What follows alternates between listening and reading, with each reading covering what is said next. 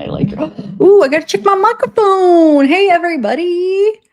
Hold on. I forgot to check my microphone. Hold on one second. Ooh, it stayed good. Cool. Um, hey, everybody. Happy Friday. How is everybody? Thanks, Kelly, for the super chat. Okay. So, let me put this about y'all. Yeah, we're gonna try to do a little open panel mixed with information. There's a couple new updates I just wanted to play real quick, and then I'll share the thing.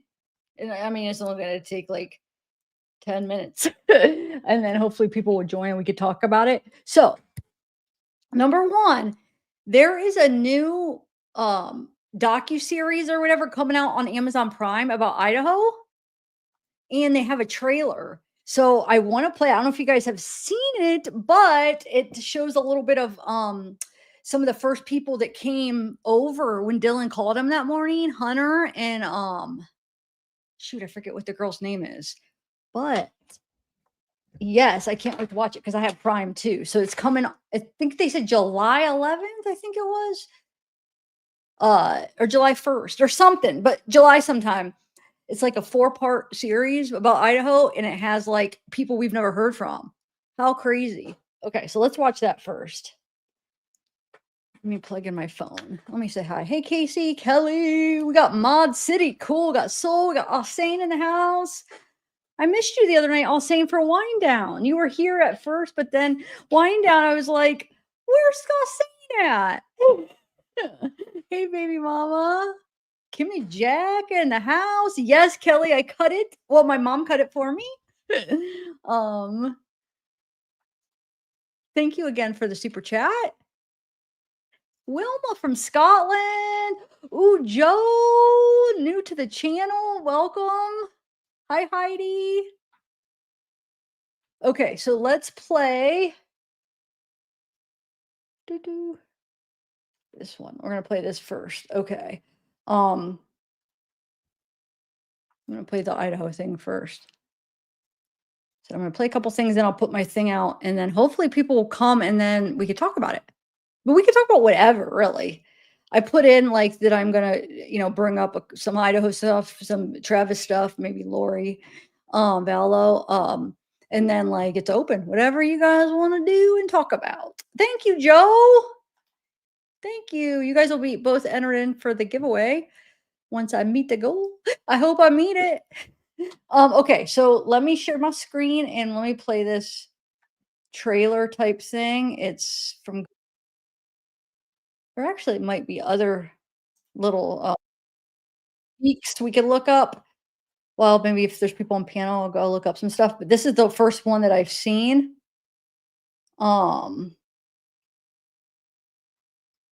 All right, here we go. Key witnesses are speaking publicly for the first time. It's all part of a new docu-series. Kana Whitworth has the story. Good morning, Kana. Yeah, George, good morning. The docuseries is called One Night in Idaho, The College Murders, and it reveals exactly what happened the morning after the murders, the panic, fear, and chaos of uncovering the most brutal crime that Moscow had ever seen and how those closest to the victims learned of the tragedy. This morning, an exclusive first look at a new docu-series revealing what happened the morning after 4 University of Idaho students were murdered in an off-campus home. Nobody could have imagined what was about to happen. The friends, who were first on scene telling their story in Prime Video's One Night in Idaho, The College Murders. We were a big group of friends. Why would you target those 4? Emily Lott, her boyfriend Hunter Johnson, and roommate Josie Louderin lived just down the street from the King Road house.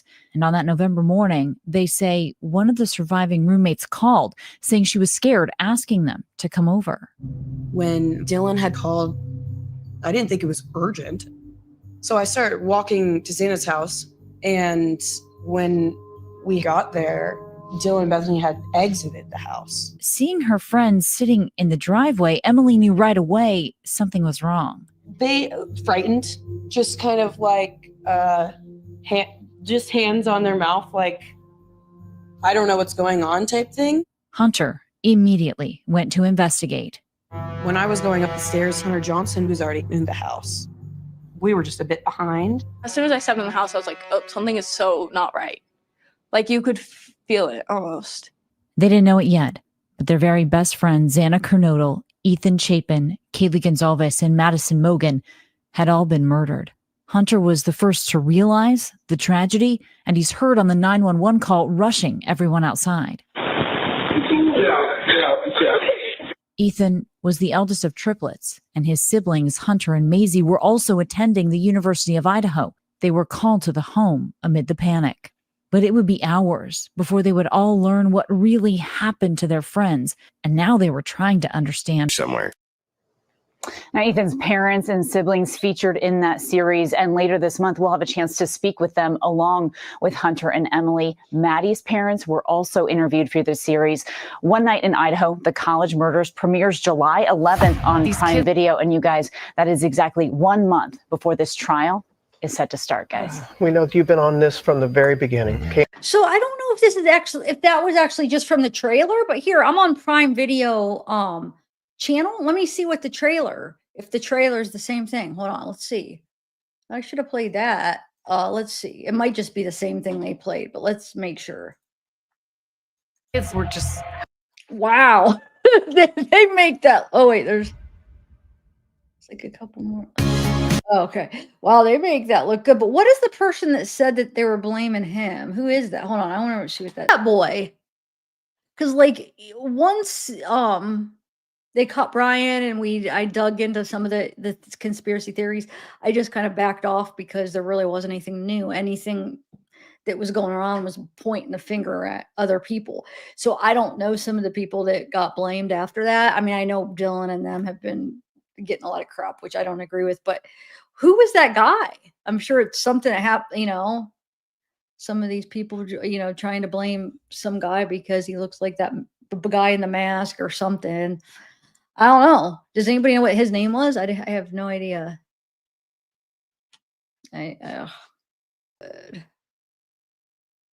Really? Maddie's exit? Wow, he didn't look familiar if that was him. Maybe he looks different now. Excuse me. So wait, July 11th. Ooh, you know what we should do? Because obviously I'm not going to be able to play it here because I'm sure they'll be copyrighted. So watch it on Prime, and then maybe we could have like a after it airs, come and do an open panel and talk about it, what we thought.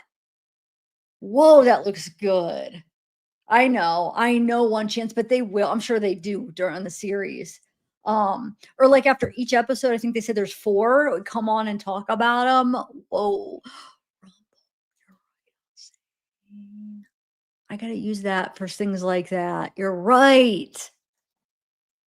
Dude, I want to watch it now. I wish it was now. That looks so freaking good.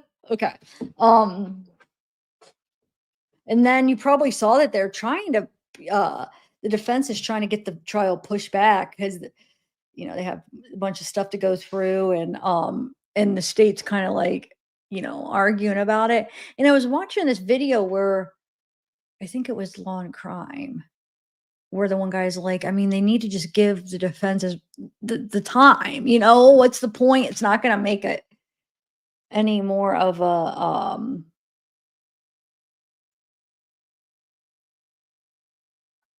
oh my Lord. Okay, so I wanted to play that real quick, and then I wanted to play that video. I don't know if you guys saw how many people have seen for that Travis Decker, that court that came out, the court audio from his court from September. I wrote down the date. I did a video pre-record on it, but I wanted to listen to that with you guys.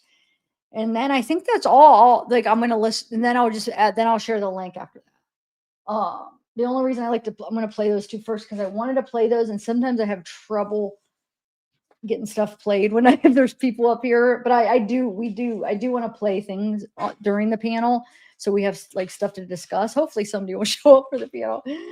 Okay, so it's from September 27th, 2024. So just last September, Travis, which they haven't caught him yet, was in court talking about like it's almost like he was trying to get like okayed that he could get like overnights. That's what I was getting from it, like to get overnights with his kids and stuff. Talking about how he always will have a campground or somewhere basically for them to sleep. He talks about how much he makes and stuff. So let me play that real quick, and then I'll share the link after that. Okay, so right here.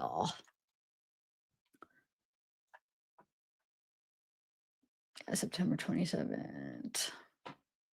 When I was separated from my original active duty, I came out into the civilian world and tried to figure out a way that I could live as a civilian. I didn't have family. I didn't have friends. I didn't have any support, especially coming to a state where I didn't have anybody to lean on or a couch to go sleep on. So when we initially went through our divorce, I went and put the uniform back on full time so I could support myself and support the family through the first big transition of dad not being at home anymore. Once I fulfilled my year obligation, I talked with my chain of command and stepped down from full active duty and transitioned into, my contract ended in December of 2023. Starting over is hard, and I'm starting at the bottom, and I've got a long way to go, but I don't think that it should restrict the time that I get to be around my daughters. We're not trying to take these children away from Mr. Decker. We respect and appreciate the fact that he loves his kids. That's obvious by the fact that he's attending their events. It's just important that they have. So that's the same lawyer was speaking out for, because she's the wife's lawyer, right? I think it's the same girl. I'm pretty sure it was talking about, him being that the system failed him. I think it is. I have to go see what she looks like because I think it's her. I don't know. I could be wrong. Maybe it's just the prosecutor. I don't know. But I was thinking it was his ex-wife's lawyer. I'll have to double check that. This consistency in their lives. Since I have been gone, every time I've had the girls, we have been in campsites in national forests and paid campsites that have campers. We've never done anything that was unsafe or anything I wouldn't want to put myself in. I understand that my current position when I'm by myself isn't ideal, but my daughters aren't a part of that. I only get to see them over the weekends, and camping is something that the four of us have done since the three of them were in diapers. I've never done anything I feel like that puts them in any sort of a risk that most families in the state of Washington, every campsite we've been to in the last month have been almost completely booked out or sold out because everybody's out this time of year. When I stepped away from the National Guard, I was making $86,000 a year, and now I make, I think it's like $38,000 a year. So when you start over from zero and you don't have help in a hand to get you through it, makes it a little more difficult. I don't understand. If he was making $38,000 a year, that's plenty enough to rent out some apartment to have a place to stay. I don't understand why. That's like, when I heard that, it's like, wait a minute. That's enough money for him to have a roof over their head and to be able to not be homeless. So that confused me. I don't know. What do you guys think about that? One of the things I need to consider when I look at the best interest of the children is stability, and that's not stable. It's not stable having them in different places every time you have them. I understand concerning to the court, regardless of whether it's in an RV, whether it's in a tent, whether it's in Airbnb, whether it's in a hotel, a motel. That's not stable, and that's always a concern for the court.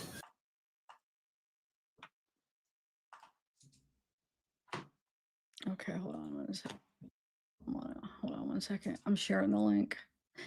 Remember though, you have to show me your face backstage real quick before I add you. So, because there's, it's just to verify, because I've had, like I said, streams be ruined. But all right, so I'm gonna pin the link up on the thing right now. I just sent it, but let me pin it. So it'll be pinned at the top. So if you were like, oh, I'm not ready to come in, you'll know where to find it. It'll be pinned at the top. Hold on, let me go grab my YouTube. I got to do it on my YouTube side. Okay, so let me pin it. All right. Okay, so.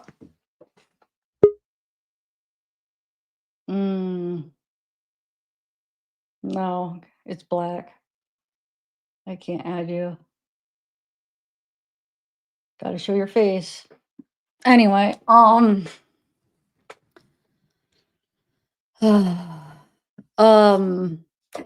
I know it's not, Kimmy Jack, I know it's not enough to like be rich, but it's enough to rent out an apartment. I'm sure like she would have you know, to have an apartment, to have a roof over your head. I don't know. I mean, I'm not sure what they're doing for child support, but I would think they would take that in consideration. They don't take it all. I mean, I think they take out like, I don't know. I just think it's not an excuse. He could have got a roof over his head, even if it was a small apartment or something. Anyway, yeah, guys. So all you gotta do is just when you show me your face, it'll be backstage, so nobody else will see it but me.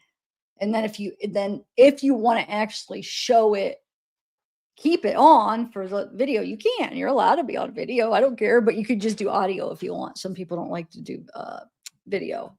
So, all right. So in the meantime, I'm gonna play some other stuff.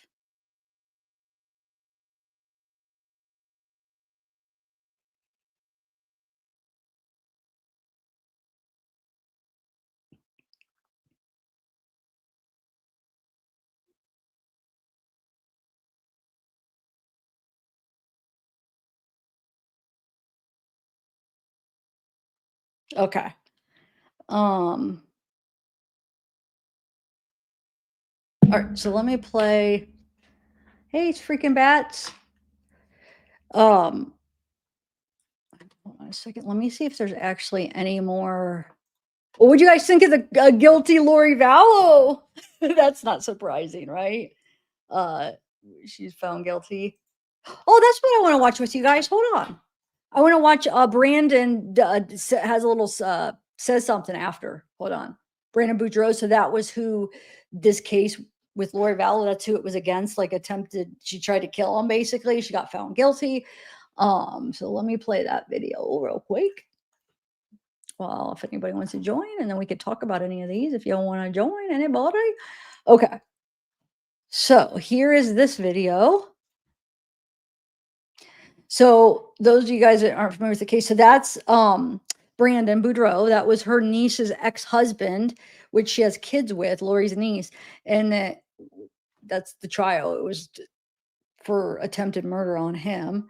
I don't know who that is. I'm sure that's his new wife or whatever. I don't know. And that's Colby, Lori's son. And then that's Charles Vallow's sister.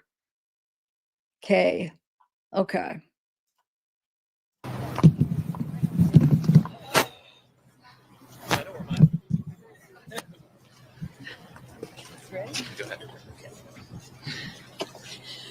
For my I'm forgetting. You're right. I prepared just a short statement that I wanted to share. Kay had something she wanted to share, and I want you guys to know that we stand united. I got it now. We're still family. We always will be, regardless of the things that happened. But go ahead, Kay. Share your thought. Okay. And I'll share mine. We got it. Okay. For my brother Jerry, we got the bitch again. That's so awesome. That's for you, Jerry. How awesome. My statement is as follows: 2,078 days. I'm humbled. I can't even imagine how many hours have been spent by law enforcement and prosecutors tirelessly working to uncover the truth.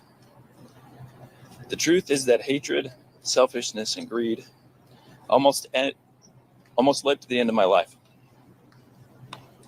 12 strangers verified that Lori must be held accountable. I have heard the question asked, why hold this trial? She already has multiple life sentences. My response is simple.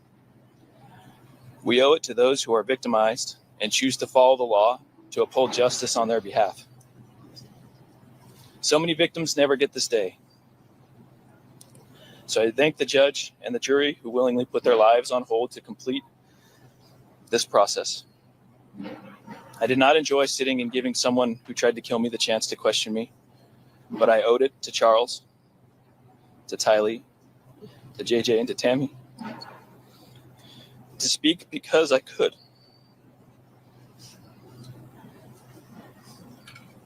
I don't know the statistics of how many people never get the chance because they were killed or because we can't find the people who committed the crime. But we as a society owe it to them to move forward with prosecuting those who commit violent crimes. I've chosen in my life to be and live as a man who believes in Jesus Christ and in God. So I view my life from this lens. I heard this in this trial about loving everyone. I support this cause. However, I do not believe that all the things that were said follow that. The Savior did say, many will say to me in that day, Lord, Lord, have we not prophesied in thy name? And in thy name have cast out devils? And in thy name done many wonderful works? And then will I profess unto them, I never knew you. Depart from me, ye that work iniquity. The beautiful part of this human experience is, as Isaiah said, to appoint unto them that mourn in Zion, to give unto them beauty for ashes. When we trust the Lord to do this with our lives, he can do wonders with us. I'd like to share two things that I have used in my life to help me move forward and create beauty from the ashes. The first is from Viktor Frankl. He taught there's a space in life between stimulus and response where we can choose and have freedom. It is okay to feel hatred, anger, passion, and a myriad of other feelings when life's stimulus are unexpected or unfair or both. But true freedom comes from mastering our ability to respond in our actions independent of the stimulus, to choose who we will be and to act and not to be acted upon. Secondly, I believe every human being is a child of God and has immeasurable worth.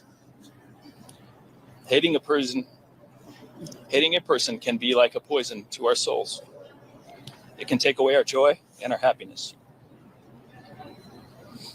I believe we can have enmity towards someone's actions or choices while still forgiving them for our own selves, to have more room for love and happiness and joy. Truly living this principle is a process. It takes time.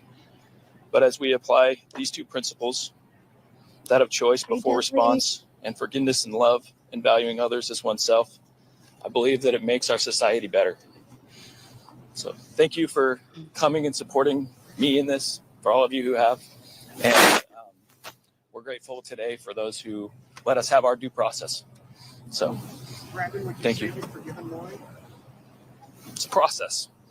I will do my best. It's something that I believe if you give away your hatred to the Savior, I would tell you that there is more room for joy and love for your family, for your friends, for those who do love you. So that's the best I can share. Sorry. I'm not going to talk about that right now, but I appreciate the question. What did you think that the jury came back less than 30 minutes? I'm grateful that they did their responsibility, and I'm grateful for a verdict. Brandon, where do you go from here? I'll continue moving forward with my life. I have a beautiful wife. I have wonderful family. I have so much wonderful family that's waiting back there. I'll go back to anonymity, hopefully, and just live my life and be another person who tries to do the right thing in the right situation. And I want to say thank you to all the people who did the right thing, who came in, who gave up their time and participated in the process. There's a lot of people who don't get any thank yous that give up their time. And so I just want them to know I'm grateful. Something is going. I am grateful that I am standing next to this man right now. Thank you, guys. Grateful that he's here. Yeah, thank you. Have a great day. Okay, so that's that. Here, let me play this while I'm looking see if there's anything else interesting. I'll play this law and crime video I watched earlier for Idaho. Let me play this for a minute, and then I'm going to look to see if there's anything more interesting. Something is going on behind the scenes in Brian Kohberger's case, and it could impact his upcoming trial as Judge Hippler grants the accused killer's request to analyze evidence. I take a look at what it all means and why prosecutors are pushing back on his request to delay the trial.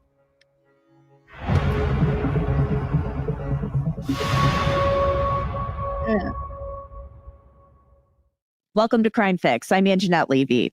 Jury selection in Brian Kohberger's trial is scheduled to begin on August 4th in Boise, Idaho. That's less than 2 months from now. But if his lawyers get their way, that won't happen. They want the trial delayed. But prosecutors, they're pushing back on that request big time. And let me tell you, looking at the court documents, something is going on behind the scenes. New motions have been filed and they're all sealed, but we know basically what they discuss. But there's more. Judge Hippler has granted Kohberger's request to have evidence analyzed by an independent expert. Unfortunately, I can't tell you what that evidence is because the motion requesting it is sealed, and so is the order. But he granted the defense motion to have the evidence analyzed after prosecutors filed a response. We don't know if the prosecution objected to the request because it's also sealed, but we do know that prosecutors have told Judge Hippler they are opposed to delaying the trial. Now, Brian Kohberger's lawyers have said he maintains his innocence in the murders of Maddie Mogan, Kaylee Gonsalves, Ethan Chapin, and Xana Kernodle. All four were stabbed to death in the home on King Road in Moscow, Idaho in November 2022. Yeah, right. Kohberger is due back in court next week on June 18th when his attorneys will argue behind closed doors that they should be allowed to tell the jury about other suspects who could have carried out these murders. Prosecutors are objecting to that too. They say there's only one suspect and it's Brian Kohberger. But Kohberger's lawyers have said there are other suspects who were not investigated by law enforcement. Here was Ann Taylor at a hearing earlier this year. We're not completed with that. I think I've read most of the police reports in this case, but I haven't read the thousands and thousands and thousands of tips that came in on this case. Don't think they're all not relevant though. Recently, we came across a tip just in trying to work through some of these issues. We came across a tip that would appear to be an alternate suspect, and we're trying to work through that as rapidly as we can. It was quite a surprise to come up with that. There's got to be more in there that I need to know. And Ann Taylor plans to argue at trial that 2 people carried out these murders, and neither one of them was Brian Kohberger. Your Honor, we have produced an expert that believes that it's likely that there were 2 people, 2 weapons. That doesn't. Testimony about the degree of intoxication goes to the what I'm assuming was, given that degree of intoxication, the ability to fight back. In rebuttal to your experts, as I understand it. I think that's what the state says. I don't think that's proper rebuttal. Well, because we didn't talk about intoxication, because the state's medical examiner talks about defensive wounds anyway. So this would seem to be contradictory with other testimony that they intend to put on. We are not contesting the intoxication level of any of the deceased. Now back to these new court documents and what has piqued my interest. A motion for an emergency order was filed last Friday, and it was sealed, along with the state's response to the defense motion for independent analysis of evidence. Then on Monday, Judge Hippler granted the defense's motion. That same day, Hippler sealed an order, staying an order. So that is sealed. So this indicates Hippler issued a stay on one of his own orders and then sealed it. Now, why, we don't know. Is one side appealing something? We don't know that either. Judge Hippler had been opposed to sealing documents not too long ago, but now many things in the case are being sealed again. Yes. We've all heard that wrinkle creams are the Oh my God, I hate that. I hate that they do this in the middle of. Prosecutors right. It is time to try this case. Defendant was arrested in late December of 2022 and was indicted in May of 2023. He successfully moved to transfer venue to Ada County, In October 2024, this court entered its scheduling order, setting deadlines for pretrial motions and expert disclosures. Defendant complied with those deadlines without moving for a continuance, including by disclosing 6 expert reports for the penalty phase, disclosing over 2,100 pages of purported mitigation materials, listing 55 penalty phase witnesses and identifying 132 exhibits he may introduce during the penalty phase of trial. Now, in the state's opinion, the defense has had plenty of time to prepare for trial, but Ann Taylor has said previously she still needs more time, and she's quoted case law about death penalty cases that say death is different. Taylor claims there is still discovery that she wants and needs, and she says she needs more time to prepare for a possible penalty phase in the trial. Now, prosecutors argue that Kohberger and his team, that they've had plenty of time and they have plenty of resources. Defendant has 3 attorneys, including a lead attorney who has represented him from day one, 2 investigators, and the assistance of at least 1 additional public defense attorney. He also has engaged an outside mitigation specialist to assist in obtaining materials for use during the penalty phase. This record reflects that this defense team has been working hard for defendant, and as explained below, has met the professional standards for the defense of a death. Do you think that they should just give her more time? I don't know. I mean, it wouldn't bother me if they did, just to make sure that, no room for appeals or anything, I mean, it doesn't bother me. I know some people are anxious. I mean, I'm anxious, but I get like, hey, if they need a couple more months.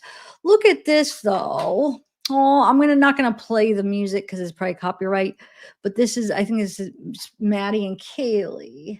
I think I've seen this way back, maybe. They were like best friends. It's so sad. It's crazy that they died like in bed together,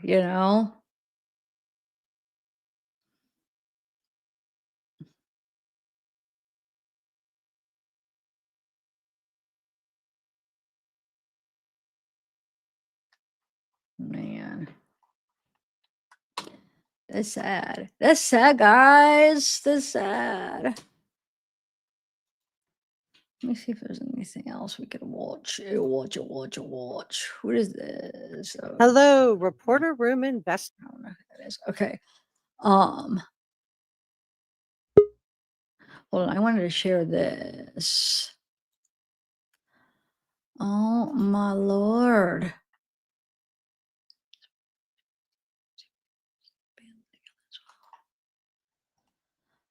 Oh, keeps doing. I just have to laugh. Oh my God, I don't even know. Oh, anyways, anybody like a real person want to come up and talk with me? Come on. I know what's gonna happen. It's gonna be at the time where I'm tired and I'm about to end it. I'm gonna have people like, oh, I was gonna join, I'm gonna join, and then I'm just gonna be too late because I'm gonna be tired. Mods, will you keep telling people in chat that a link is in the pinned if they want to join? Friday the 13th, guys. Okay, I want to read this article for you with you guys. Hold on 1 second.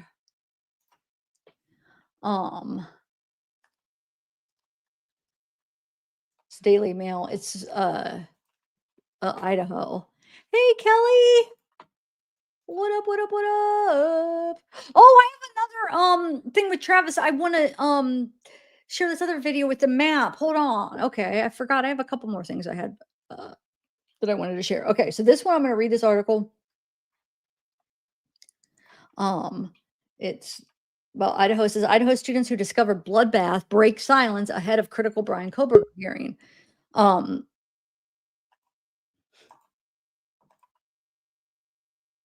The Idaho students who discovered the bloodbath inside the off-campus home in Moscow have broken their silence 2 months before their friend's accused killer, Brian, goes on trial. Emily Alant and Hunter Johnson had been called over to the house on the morning of November 13th, 2022 by the 2 surviving roommates who were unable to reach their friends and were scared something bad had taken place. Once inside, they found Xana Kernodle's body A chilling 911 call is placed with officers arriving on the scene to find all 4 victims dead. Lant and Johnson are now speaking out for the very first time about the day that their friends were brutally murdered in Prime Video's upcoming 4-part docuseries, One Night in Idaho, The College Murders. I'm hoping there'll be something new in this article that wasn't in the trailer. In the newly released trailer, the students speak out about the moment they made the heartbreaking discovery and the chilling realization that their group of friends could have been stalked for months. We were a big group of friends. Why would you target those 4? Alant is heard saying. There was a big realization that we had been stalked for many months and had no clue. In the early hours of November 13th, Kaylee, Madison, and Xana and Ethan were stabbed to death inside the 1122 King Road in the college town.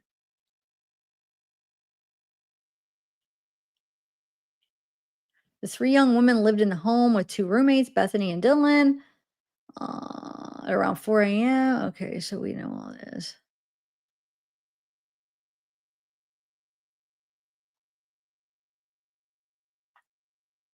Yeah. It's just crazy. Okay, so with still no response from any of the 4 victims at around 11:15, Mortensen called Alant and asked her to come over and check the house because she was scared, court documents state. Alant and her boyfriend Johnson came to the home and met Mortensen and Funk at the bottom floor of the 3-story house. Johnson, Funk, and Mortensen made their way to the 2nd floor.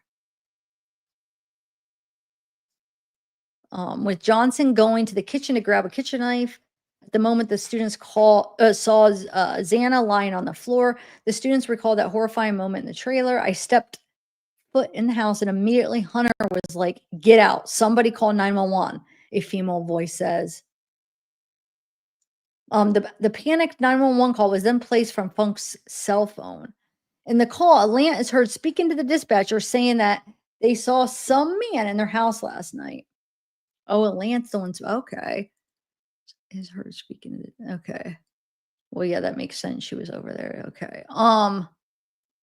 This says the first time they ever spoke out. And then this is his triplet siblings, Hunter and Maisie. After going through the trauma of finding their friends dead, they revealed that they were then subjected to online rumors and threats. People were thinking we were murderers, Hunter Johnson says in the trailer. We were getting death threats, Alant says. Another friend reveals that photos of his home were posted online as he was accused of having something to do with it. Yeah, I want to know who that friend is. I didn't recognize him, but I don't know all the kids.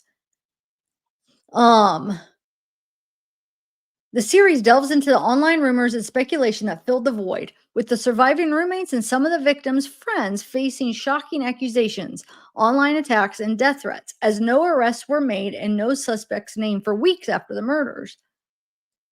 Chapin's triplet siblings, Hunter and Maisie, also attended University of Idaho, also speak out for the first time, with Hunter speaking about the terrifying aftermath of the murders where their brother's killer was still at large. There's this person out there who had just murdered our brother, and he's still out there somewhere, he recalls. Imagine how that feeling, like, you know, being a student there, the killer was still out there for how long? Just 4 people were brutally murdered. Don't even know like why or what anything. And then imagine even being Ethan's, you know, triplet brother and sister. Like, oh my God, is it personal? Like, are they going to be after the family? I mean, oh my Lord. The show also features new interviews with other friends and families members of the victims, including Chapin's parents, Stacy and Jim, Mogan's parents, Karen and Scott. On December 30th, 2022, an arrest was finally made in the case. So it took like what, a month? Took like 6 weeks to catch him, basically.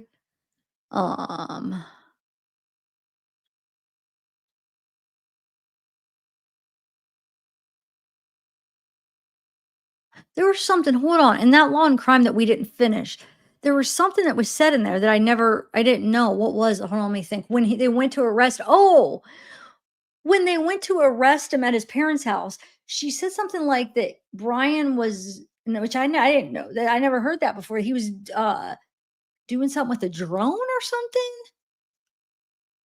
I should have rewound it. I was getting ready and maybe I misheard it, but it was on that video. I just don't know where. It's kind of I think it's like a 25-minute video. I don't remember where it was at. But does anybody remember hearing like something that when they caught Brian, like what he was doing? I thought he was going through his trash or something with gloves, but let me see if this says.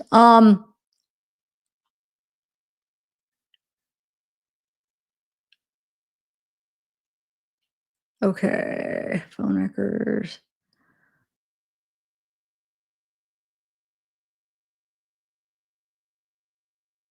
Says it also aired never before seen surveillance footage of a suspect's vehicle fleeing the horrific crime scene. Wait, we saw that on the date. Oh, they're talking about the Dateline. Okay. The defense asking for trial to be postponed, citing the Dateline episode and other media coverage about the case. They need more time to effectively prepare.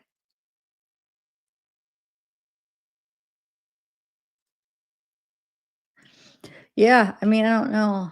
Maybe I'll try to go find that part. I just don't want to watch the whole thing. I feel like you guys are probably bored. Yeah, that's what I heard. I remember hearing that too. So maybe I heard it wrong. Let me see. It's this one.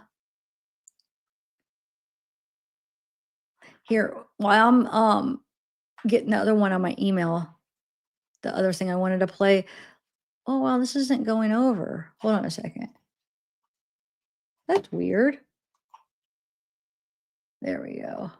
I'll play this while I'm getting death penalty case. will hear Now, it prosecutors in are this also video. pushing back on Taylor's claim the defense needs more time to complete a social history investigation. And the elephant in the room with all of this is that Dateline special that aired in May. That special aired evidence that hadn't been revealed before.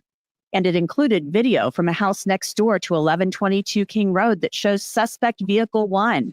It also included information about Brian Kohberger's Google searches from his phone and selfies of Kohberger wearing a black hoodie and claims that he was searching serial killer Ted Bundy on Google. Bundy went to college in Washington State and killed women across the country, including sorority sisters. Judge Hippler was livid about the special, and so was the defense. Hippler made it clear that he believed the information was leaked by law enforcement or a current or former member of the prosecution team. Kohberger's lawyers say that special as part of their request for a delay, but prosecutors say it's not necessary. They write, there is no doubt that the publicity surrounding this case, including but not limited to a recent Dateline TV show containing non-public evidence, poses challenges for the court and both parties. The state reaffirms its commitment to comply with the court's non-dissemination order, to do everything in its power to prevent leaks, and to assist in determining which person or persons provided non-public information to Dateline. However, defendant's reliance on the Dateline episode to support his motion is misplaced for several reasons. Judge Hippler made it clear last month that he wants to know who leaked that information to Dateline. In the closed session this morning, I indicated to you I'm going to be entering an order requiring the retention of records by the state, and I'm going to write another one extending that to the defense as it relates to violations of the non-dissemination order. I'm going to give you a copy of what that order is going to look like that I will execute likely over the lunch hour. It does require some action on your part, counsel. And as I indicated, I would be open to a request for a Wait, this is that one from a couple months special ago prosecutor. that we watched. Hold on, I just want to try to find that. Hold on. This is the one. Yeah, this is the one I watched earlier. Shoot. That the defense should be Is this the given base guy a little thing? bit of a The continuance. base guy? But now the prosecution's saying, no. The time to try this case is now. Let's get the train. The train is on the tracks. Keep it moving. Your response to that? We don't win trials by ambush. If counsel for the defense is saying that they are not ready and they have good cause for needing to put it over, then so be it. You don't get a leg up in winning a prosecution merely because your opponent is not prepared. That's not how we try cases, particularly in a capital case. Again, we're not talking about somebody passing a bad check, joyriding a car, or a simple assault and battery. We're talking about a quadruple homicide.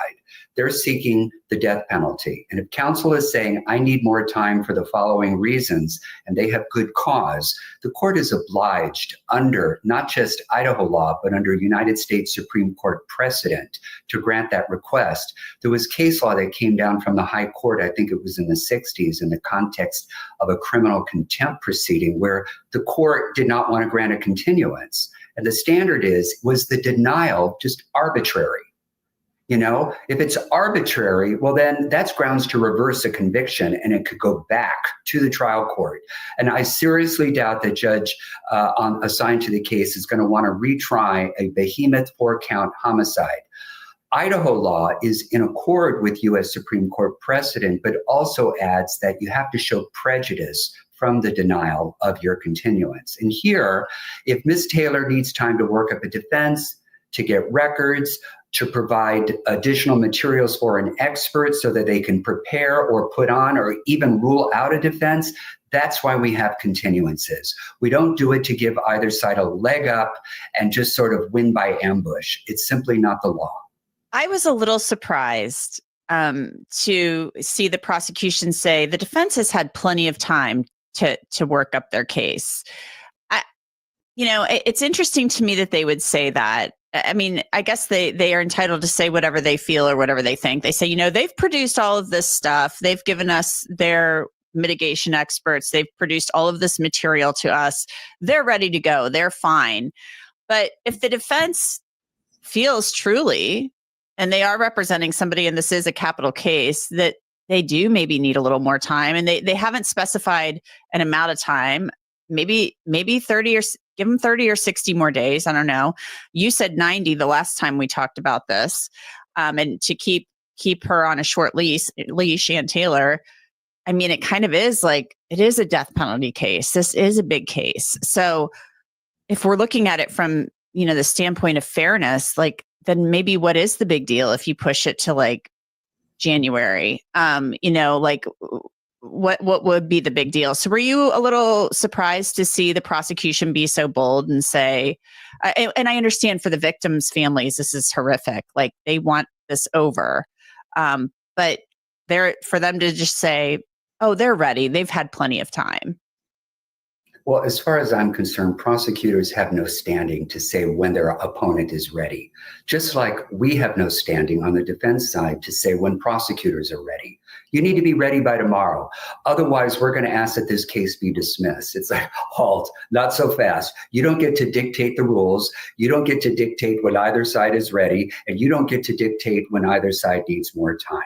And I think we talked about in a prior episode how it'd be one thing if counsel is saying, look, my family and I have a prepaid vacation, or my dear sorority sister is having a destination wedding in Vienna, and I promised that I would be there, we're going on a cruise that was planned 2 years ago for a family reunion. No, we're talking about ongoing preparatory work in a 4-count capital murder prosecution.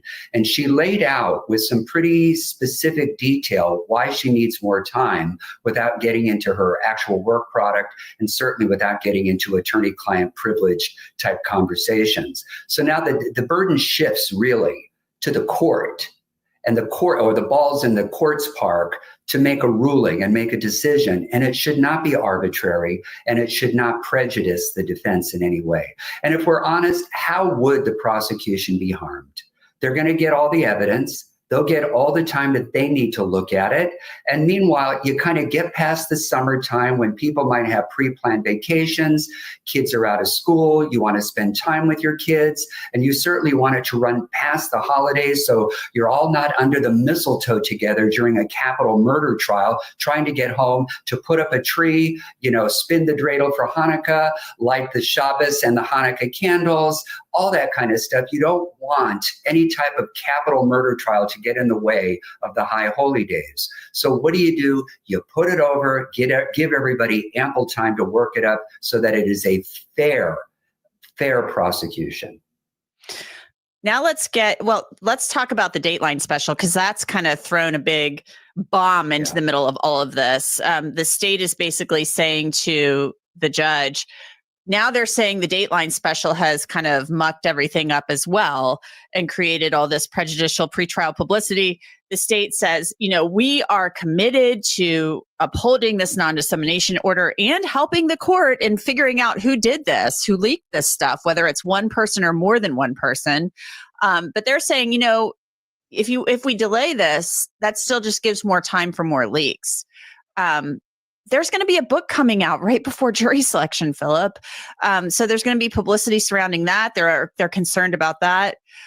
What do you say to the prosecution's argument about the Dateline stuff when basically Judge Hippler's like, I think it came from your side? The reason why the prosecution is concerned, and I'm not saying that they had a hand in this, but if those leaks came from the DA's office or from law enforcement, what it does is it puts forth or gives rise to the remedies that the defense has to either get the case dismissed, maybe to get counts kicked, maybe to get the death penalty off the table. And certainly it would be grounds for a continuance to look into it. And I think what counsel is trying to do is cut the time so short that they could not be affected by a judicially crafted remedy as a sanction for any type of law enforcement or prosecutorial leaks. And I understand that. And I'm not saying that's what's happening, but that's certainly sort of the message. And if we're all honest, it does look pretty suspicious. What is the harm in giving the defense another 90 days just to get up to speed? It takes you past the summertime, hopefully get you past the holidays so everybody is on equal footing to get to the truth right after the New Year holiday. Philip, let's now get to the sealed stuff, the stuff that's kind of secret right now. There's a defense motion for independent testing of evidence. We don't know what that evidence is, but the judge granted it. And it could be something to do with the sheath. We don't know that. But this, I would think, any testing of the sheath or analysis of the sheath should have been done a long time ago. So it could be physical evidence. I'm wondering, does it have anything to do with the unidentified male DNA found inside the house and outside the house? We just don't know. So could that possibly delay the trial if there's independent analysis of evidence going on? Well, a couple of points. I'm really glad that this judge sealed that. The rationale behind the rules of sealing court and public documents in the state of Idaho, despite their sunshine laws, is to ensure a fair trial. Certainly you don't want more leaks. You don't want a lot of speculation in the jury or future jury pools out there as to what, if anything, they have on this man. So from that standpoint, I'm glad right now that it is not made public. Now, having said that, we don't really know what it is that they're seeking to have tested, but common sense dictates that it has something to do with that knife sheath. For all we know, it is possible that new technology has come out in the DNA world since the arrest and since the last testing of the evidence against him that could be a little more sophisticated and shed light on perhaps an alternative perpetrator that they could lay their hands on for purposes of a defense. And if that's the case, I think the judge is obliged to give them more time because the standard is good cause. Do they have good cause? Are they really making diligent efforts to test evidence that's being held against their client? And if that's the case, I think the judge is obliged to give them the testing time that they need, the time to get a report generated, and certainly time to get it to the prosecution so that they can rebut it. What I have done throughout my career, Anjanette, and I'm sure a lot of defense attorneys have done this, is that when they ask for more time, they will agree and stipulate to a reasonable continuance of the proceedings for the prosecution so that they have ample time to review and look at and test and retest and analyze the additional defense discovery. That's typically how you cure it. So you show that it's not really antagonistic, but you're kind of working synergistically to get to the truth. And now we've got an order sealing a stayed order. I mean, and there was an emergency order, a motion for an emergency order. So there's a lot going on that's sealed, going on behind the scenes, Philip. So is the judge just sealing all of this? He was all for everything being unsealed or at least things being redacted and not sealed? Is he doing this because it is so close to trial and because of the Dateline leak, and he's just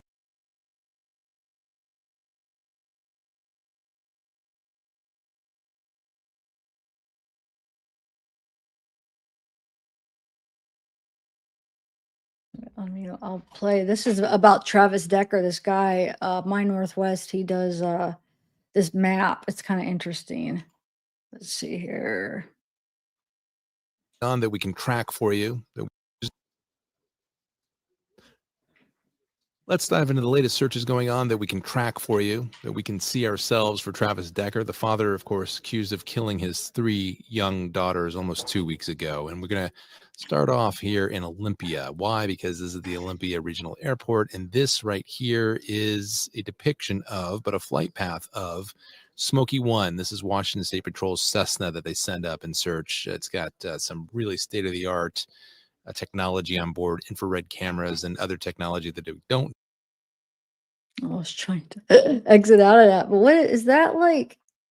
I guess it's just, oh, it's a screen record. So it's his ad. Okay, never mind. Know about that they use not only for traffic up and down interstates and to track suspects in those cases, but it can really be great, especially for searching at night and early morning like this. 4:30 this morning, the Cessna took off from Olympia, and I'll go ahead and fast forward to where it started searching kind of in a new area this morning. Along Highway 97, just to give you an idea, here's Leavenworth right here. So we're talking about 5-6 miles south from, Highway 2 to Highway 97 in this area. New, I say, because yes, they were in this area of 97 yesterday searching mostly down in here and over in this area. So this is a little bit north for them on 97. Don't know why. Maybe they're trying to retrace steps or thinking, maybe if he did cross over 97, Travis Decker, that he was up in this area. But, to give you an idea, the command center for, officers on the ground was in this area at a restaurant, 97 Rock, right along 97. Oh my God. And that airplane, the Cessna, just started making these tight little. Yeah, I'm good with just the picture of it. All these reporters are buying the sheet. That you're right. It's kind of funny. Hold on one second. Let me see. Yeah, so he's showing, because this is from, hold on, let me see what day this is from. July 12th. So this was from yesterday, but he's showing like how they, changed the area they're searching. I can't believe they haven't found him yet. It's crazy. It's crazy. Little circles in this area early this morning. And then a little bit later on switched, gained elevation and flew into this area of, I'll zoom out again so you get your bearings, the Enchantment Mountains. And we'll have more on the enchantments and that lone hiker they found on Monday and the enchantments that investigators did after they got a tip. Have more on that in just a minute. But, just want to talk about this area where they, again, started making these tight circles in the enchantments at high elevation. For instance, the temple here, this peak is a little bit above 8,000 feet. There's some other pretty popular peaks like McClellan Peak here, about 7,000 feet and up. This is the Snow Lakes.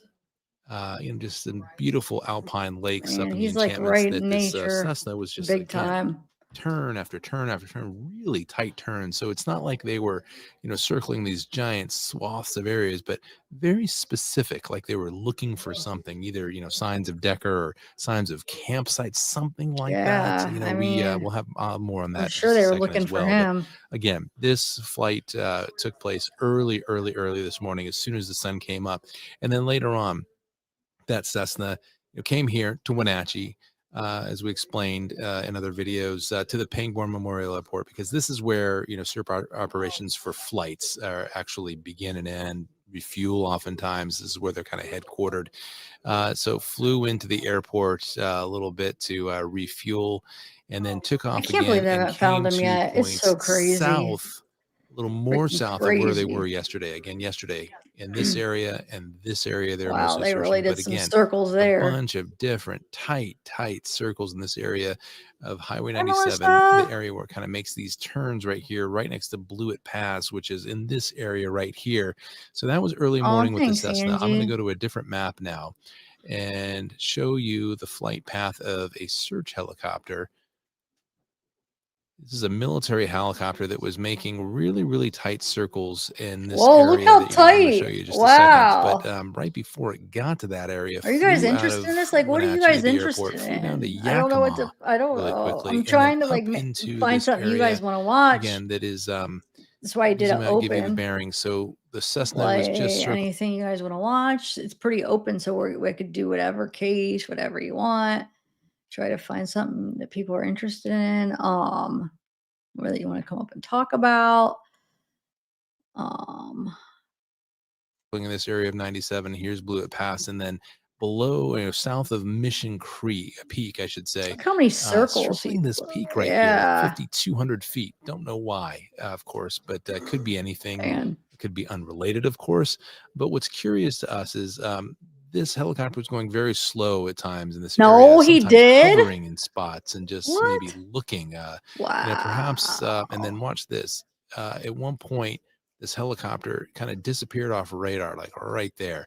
And that could be because of the software. It could be a million things, but perhaps it could also be that this helicopter dropped down in here to drop people off, to drop a tracking team off, including a canine unit, which they've been doing in these areas. Don't know, but it wasn't until way over here that the software kind of picked up that helicopter path again. The U.S. Marshals have taken over search operations, and they've deployed their RAM program, or rapidly advancing manhunt program. What that is really a team that's ready to swoop in at any time. Could be by helicopter or on foot, and that they're flying in. They would fly right to the X and drop people off, meaning that at the point of sighting something or someone, the place where they can make an arrest immediately. Think about a police car, chasing a suspect. That's what a helicopter would do here, flying on the X. Yeah, I didn't really right to follow that that point, case too jumping much. out Okay, so there's and take there's snakes, you said?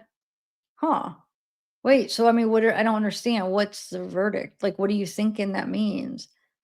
With the giant snakes in the photos came. Like, are you saying that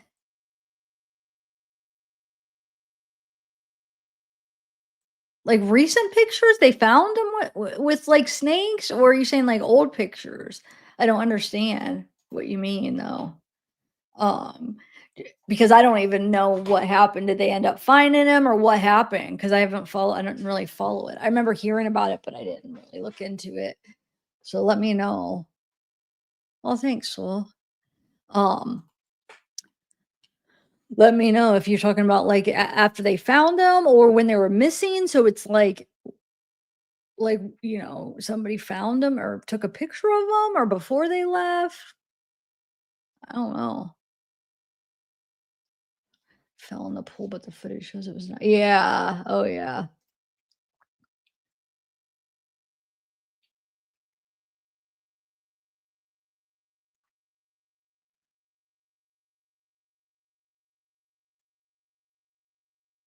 Hold on 1 second. Let me see.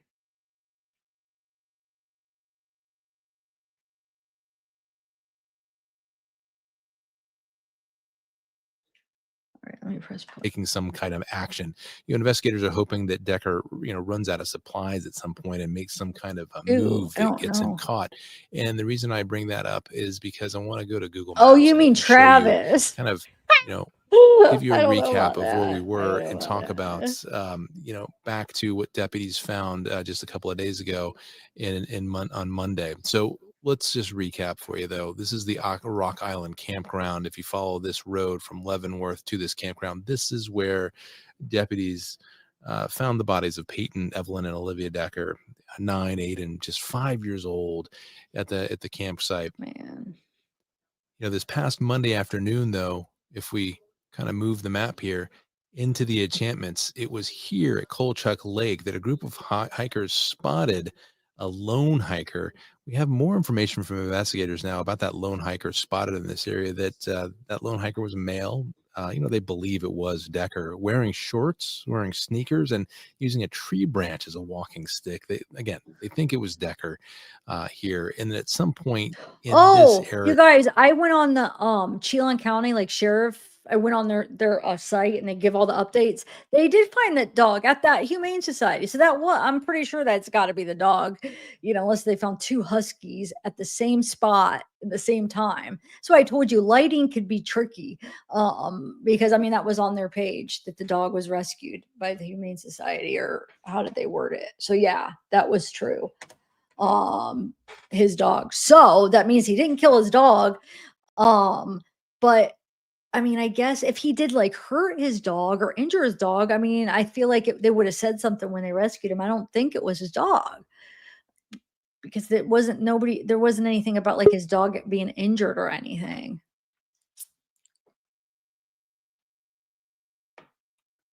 Okay, Jocelyn. Do you want me to add you with your video your face showing, or do you want to? It's up to you. I just want to make sure before I add you that it's what you want. Can you hear me, Jocelyn? Can I put you on the screen and you're okay showing your face? Oh, I want to make sure. Just put it in chat if you're okay. I don't want to do something you don't want me to do. Oh, I don't know, Elsie. Shoot, should I just add her? I don't know. She wants me, I guess. Yeah. Okay. Okay. So you're okay?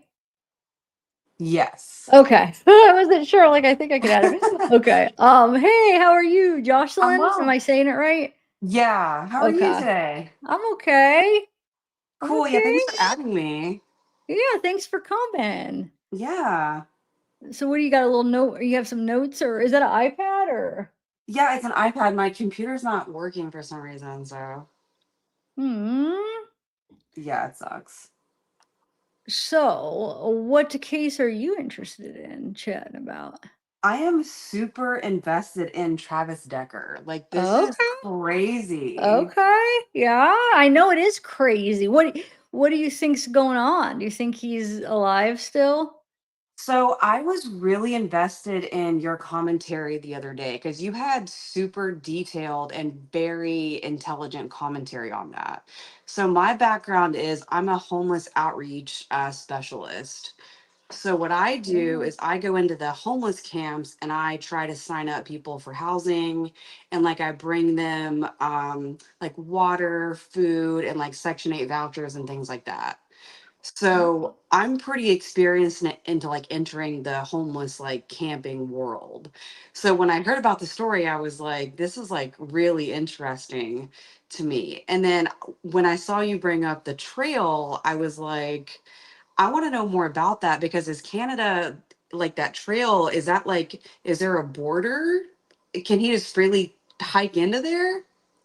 I don't know. I should look. I should see, because I did want to look into the maps. Yeah, and he's going over the maps right now too. Because do you think he possibly could be like already not in the area, like already gone from the area they're circling and stuff?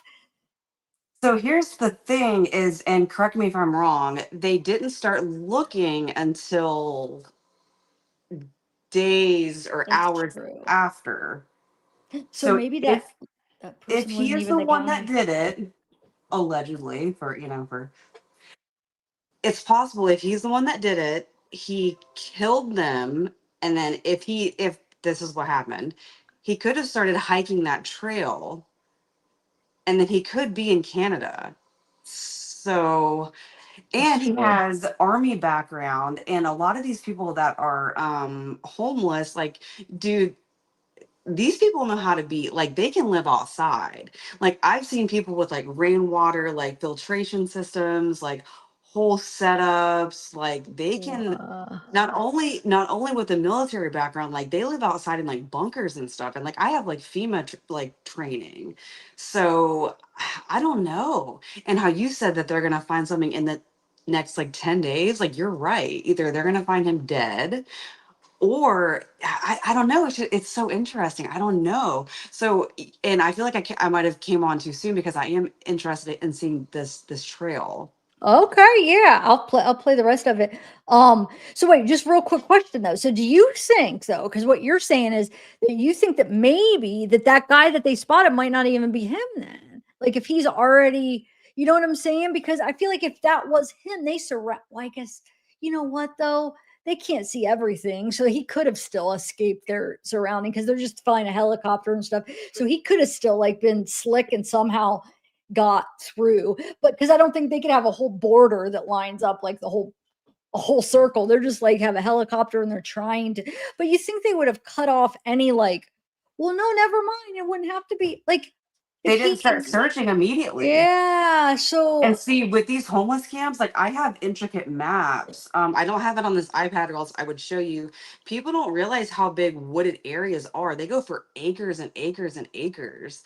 And so like there was no helicopter like search team. So like he could have went, I mean, who knows? Like, and that's the interesting part about this, because there was someone that I like a client that I worked with. His name, if you want to look it up, not Craig Lamont. I mean, he's in jail now for murder, but he did the same thing, not the same thing with kids, but he murdered someone in a homeless camp and he ran into the woods. Same thing. And he thought he could run so deep into the woods, and these trails are so intricate. Like there's so many trails that go, and into yeah. those. How long did how long did it take them before they caught him? The Not Lamont. long. Okay. Because like maybe a couple of hours, but that was because 911 was called immediately. With this case, Like it they was like didn't, what, 3 days or 4 days because or the Amber Alert wasn't issued, and it's like Monday. Yeah, they didn't find the bodies till Monday. So it was Friday when he picked up the kids, and they didn't find him until Monday. So then, yeah, he could have had a huge head start. Well, he did have a huge head he start, but did, again, allegedly, if he did it, he had all this time of like planning, plotting, scheming. And again, who's to say he didn't own a bicycle? but where would, oh, that's true, because we don't know if he had one in his car and then Or in his yeah. tents, and like these homeless people, like I've seen homeless people like dragging like a bicycle with like a wagon with like a damn TV on the back. Homeless people, they are so intelligent when it comes to surviving. So, Yeah. and like how he looked up like how to get into Canada, like he was in survival mode. And if he did pre-plan this, it's hard to say. And also you had another really good point is if he did die to the elements, if his body is out there, you also made a really good point. His body's going to be eaten up by like critters and stuff. So if they don't find him soon, it's so hard to say. It's like just so up in the air. It's so interesting to me. Like this is crazy. And also like what was the point of like what was he thinking? Like, oh my God, like this is I know. it's wild to Makes me. no Like sense. It's crazy. It another is.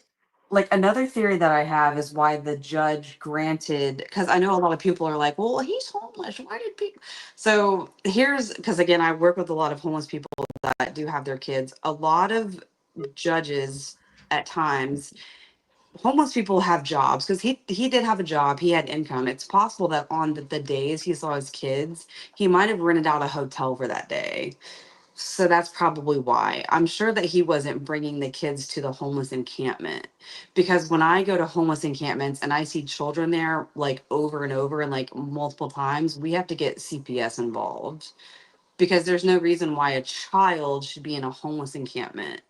So Yeah, that'd be it's dangerous. possible that he was, he had a truck. It's possible in the 8 hour time they were going to like a park or doing something else, so Yeah. who's to say what he was doing in that time? Yeah, that's true. That's So true. All right, yeah, I'm gonna play this and I'm gonna bring up a map too on Google Map and try to see if he doesn't show, like try to see the Canada border and see how easy it would be, because if he makes it to Canada, I don't know. I don't I'm so know. interested to know, does that trail, like, let's say you're hiking, are you allowed, like, is there someone at that trail, like, halt, like, I know. can Plus you he just could like go like hike into off the Canada? trail. I don't know. And then like when he's in Canada, how like will they be looking for him? Like are they gonna be knowing and then they're gonna That's be another like thing. Is the U.S. like working with Canada? I Like know. border? Like Yeah. I have Yeah, so I many don't know. questions. Me too. Me too. All right, I'm gonna play this and I'm gonna go bring up a map. Area. When the helicopter, search helicopter got there, they spotted the person again. That person ran from them, did not want to be detected, was off trail the entire time and ran into the tree line and kind of lost in the investigators.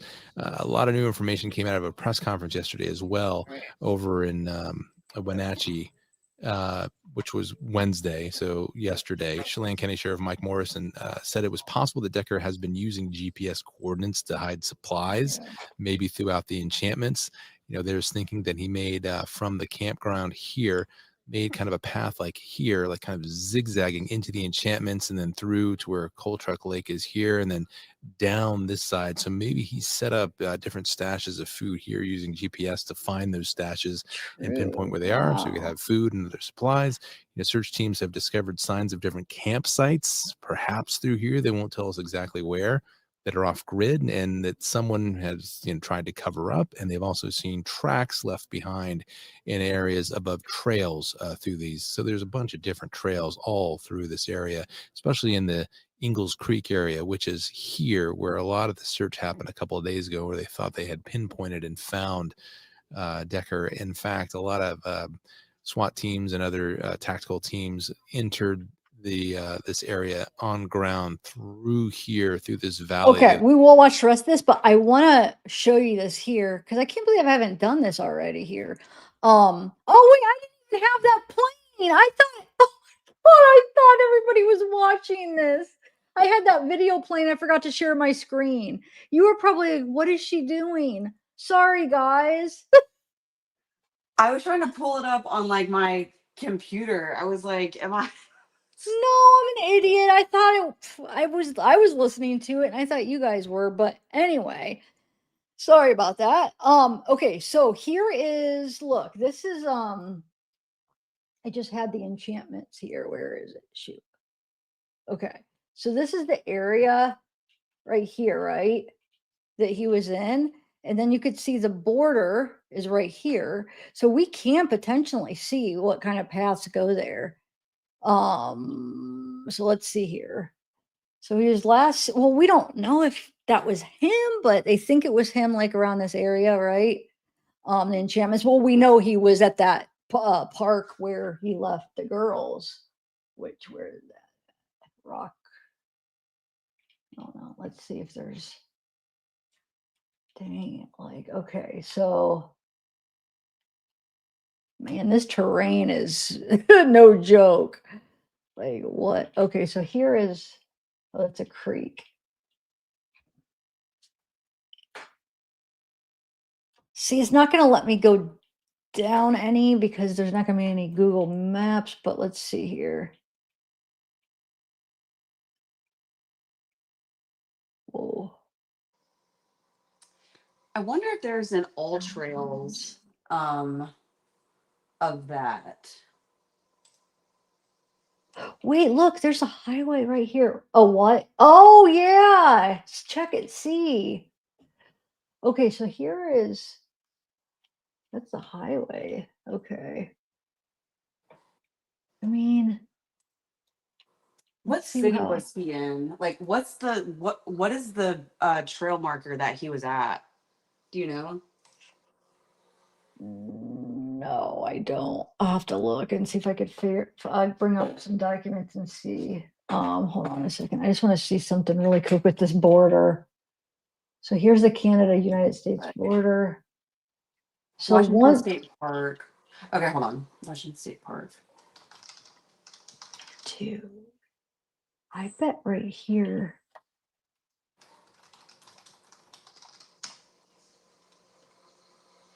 That's what I wonder. Like, can people just cross over like right here or what? Okay, hold on. I found a photo that says "Welcome to Canada."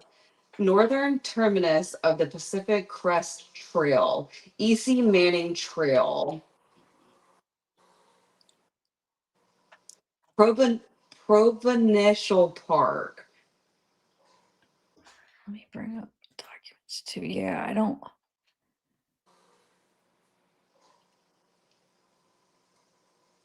You guys, that's what I don't like. This whole border, like anywhere he could just cross, right? They're not gonna be. They're not gonna be able to have somebody at the whole border, right? No, I can't. but like I was saying, homeless people think shit through. I'm telling you, these are the most like resourceful people. Like they will Google stuff weeks in advance and be like, okay, this is what I'm gonna do. So I'm thinking if this trail, if you can just hike into Canada, just do, and I mean, how long? Like if it's only yada yada yada miles. I mean, I don't know, man. What an No, I'm elaborate saying, plan. yeah, I think he can because this whole thing, he could just walk. He could go in anywhere right here, and if That he's is able, crazy. like, they're not going to be able to sit there and guard this whole border here. So yeah, there is a good chance he could just walk over. I don't think there's anything right there. Like they don't have like a. I mean, maybe they have a fence or something, but does anybody know? It doesn't even look like anything. This is such like an like I feel also like if he thought this out, which maybe he did, he probably planned it enough for him to just look like, you know, a hiker or a camper. And sometimes another thing I want to point out is I work with homeless people. Some homeless people don't look homeless. Hikers and homeless people kind of look the same. Yeah, it's a Because good point. they have the hiking boots, they have, the Patagonia stuff. I mean, you'd be surprised, honestly. Yeah, I mean, he would look like, yeah, I could see him just look like a hiker. He's got. Wonder if he was wearing like he just had didn't they say he had sandals on though? He had, I mean, that would be hard to without like hiking shoes to go through all this, or maybe not. Maybe Yeah. they didn't say he had sandals, but they could be resourceful, like you said. He could probably try to make some freaking shoes out of something, huh? Also, who's to say he didn't leave with a book bag on? Oh yeah. Oh, and then that guy, when I was just watching it, and I thought you guys were watching it, but he was talking about like, what if he did set it up like you were saying, and put like food and different like equipment in places, GPS, and then went to him and got stuff like ahead of Yeah. time. Or even his book bag might have already been packed with like jerky, nuts, trail mix, bottles of water. I mean, and again, he's army background. I mean, he probably already knows how to survive. Mhm. I mean, and then once he made it to Canada, he might have. I mean, if this dude is not found, like you said, dead, I mean, it's seeming like this might be what he did because again, they didn't put that MFing. I'm trying not to curse on her channel. Oh no, you can. Amber Alert out, then he would have been found, I believe, sooner. Oh yeah, they would have definitely. Which is just so unfortunate. But I mean, it makes you want to research this trail more. It's like, how long does it take to hike from where he was into Canada? Because I believe someone said it's like 127 miles. It's like, how long does that take to walk? Again, who says he didn't have a bike? He could have biked the whole damn way. Who says he wasn't on drugs? I don't know. If you're on meth, damn, hell of a drug, right? Yeah, Because yeah, he couldn't have biked there, ditched the bike, and then walked the rest of the way with a book bag. that's true. You know what I mean? And it does seem like it was like premeditated in a way, like he was looking for it days before, like looking that up. So yeah, he could have And had it really planned. no one was looking for him. He wasn't a wanted man at that point. Yep. Man. That is such a theory. That's such a theory. Then like wonder what his plan is once he gets to Canada. Like if he makes it there, like what's he gonna do? Just live a normal life? Like just try to like it's crazy. Well, if our judicial system doesn't reach out to theirs, he can just blend in. Yeah, You know? it's true. So I I wonder mean, if they sorry, what? I just wonder if they are working together, you know, if they're like, hey, be on the lookout. You would think like at the border area, they probably would be, but I don't know. Are they going to help us? I don't know. That's Canada, hard. I mean, go ahead. Sorry. Look, go ahead. I was saying Canada. I mean, like, do you think they would help us out? And I don't know. Yeah, because they wouldn't want to murder freaking, you know, I don't think they would want somebody like that in their country if he could be a danger. So they probably would. I bet you they did contact people from Canada. I would think. I mean, Shirley, this is a pretty high profile case. I mean, I feel like they at least reached out with this guy's photo, like, hey, have you like seen this? I mean, at this point, surely they've explored this trail. And there's got to be some sort of cameras around. Like, are there cameras on this trail? Like, You would think somewhere, as much as area that he's got to cover, you think there'd be cameras somewhere, but I don't know. I mean, is he aware of all that? Who knows how much he had time on his hands if he was homeless. I mean, he had nothing but time probably do it. Here's the Rock Island campground right here. So this is where the girls were found. Let's see where this is at. So it's right here. Yeah. Yeah. So then he was he was headed that way because if that was him spotted, he was already like up here. So yeah, he's definitely headed that way. I don't know. So if he made it in 3 days, he made it from where's that at again? I might have to make a little what is it called? Where you could save the stuff, like a little project. But so they were found here, and then the enchantments. Hold on a second. I got to do something. Let's see. Directions. Let me just enchant. What did the enchantments? Because that's. Wait, where did it go? Search appears to be outside our current coverage for driving. Oh, well, duh. Let's do walking.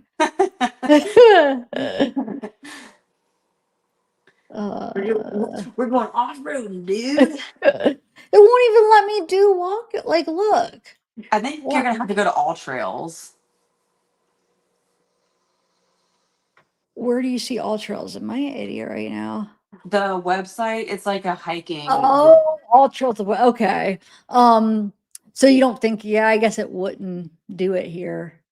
Shoot. Okay, I'll check it out. But I just want to see where it put so this is Rock Island. Where was the enchantments? I just want to see how far. Because that's like, I think isn't that where they spotted him? I don't remember. See, I just like, I mean, I guess with like the whole rest of the world, I just like heard about this case. I don't really, I listen. So like I listen to your videos, but I'm not always able to look at the documents that you put on your videos. So I don't really remember where somebody said that they saw somebody. Where was somebody said that they had saw someone? I think at the enchantments, I think right here. I'm pretty sure that's what it said. Hold on, let me find the document here. Personal.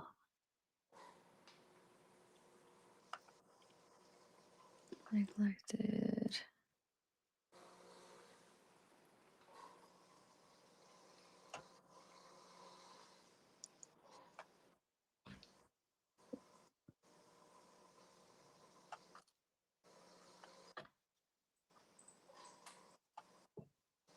I think it's actually in another, hold on a second. I think it's on this one. Okay. Yeah, lone hiker. Yep, in the enchantments area, that lone hiker that they spotted, and then the helicopter by Kolchak Lake. So the enchantments, which is right here, and then after that, they saw him by helicopter on Kolchak Lake, which is probably close. I'm guessing close to the enchantments.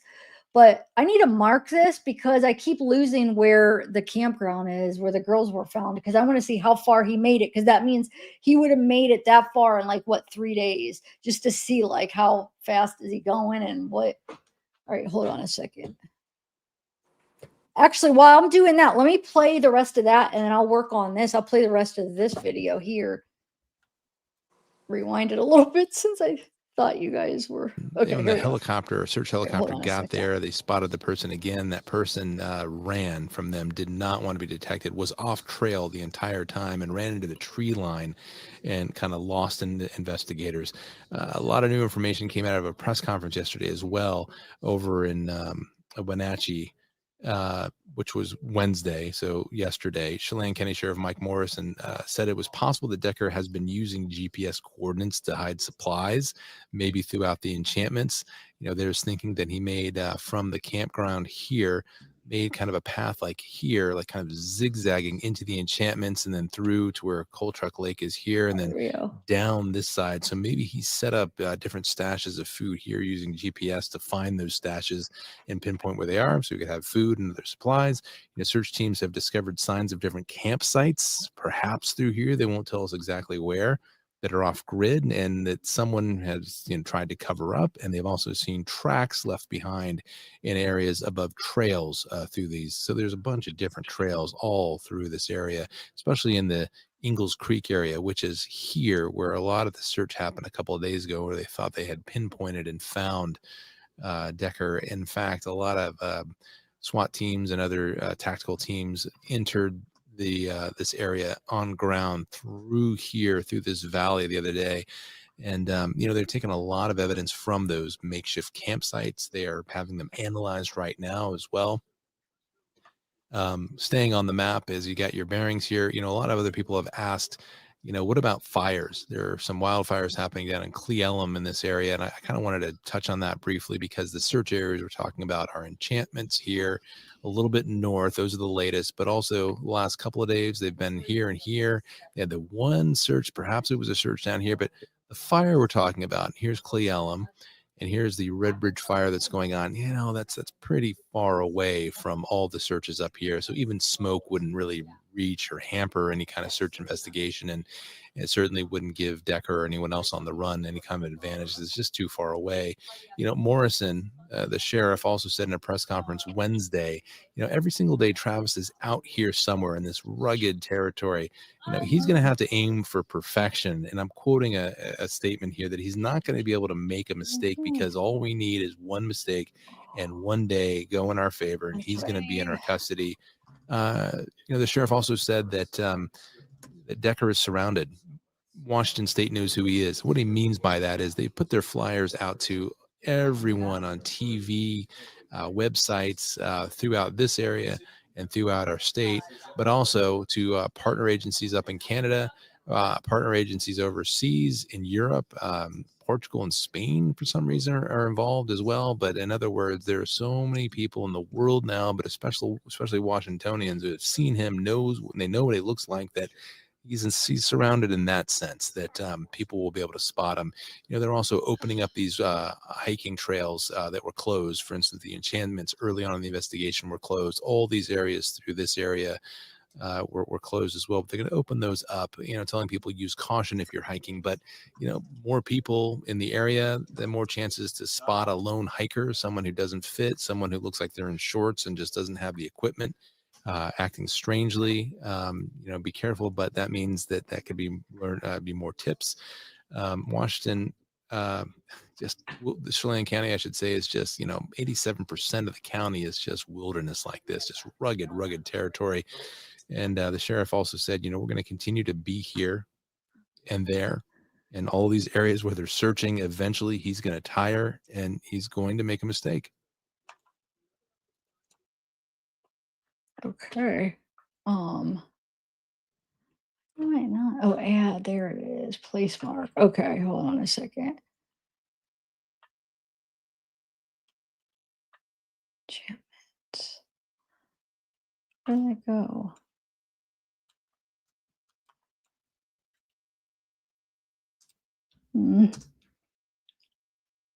Oh, it's up there. Okay.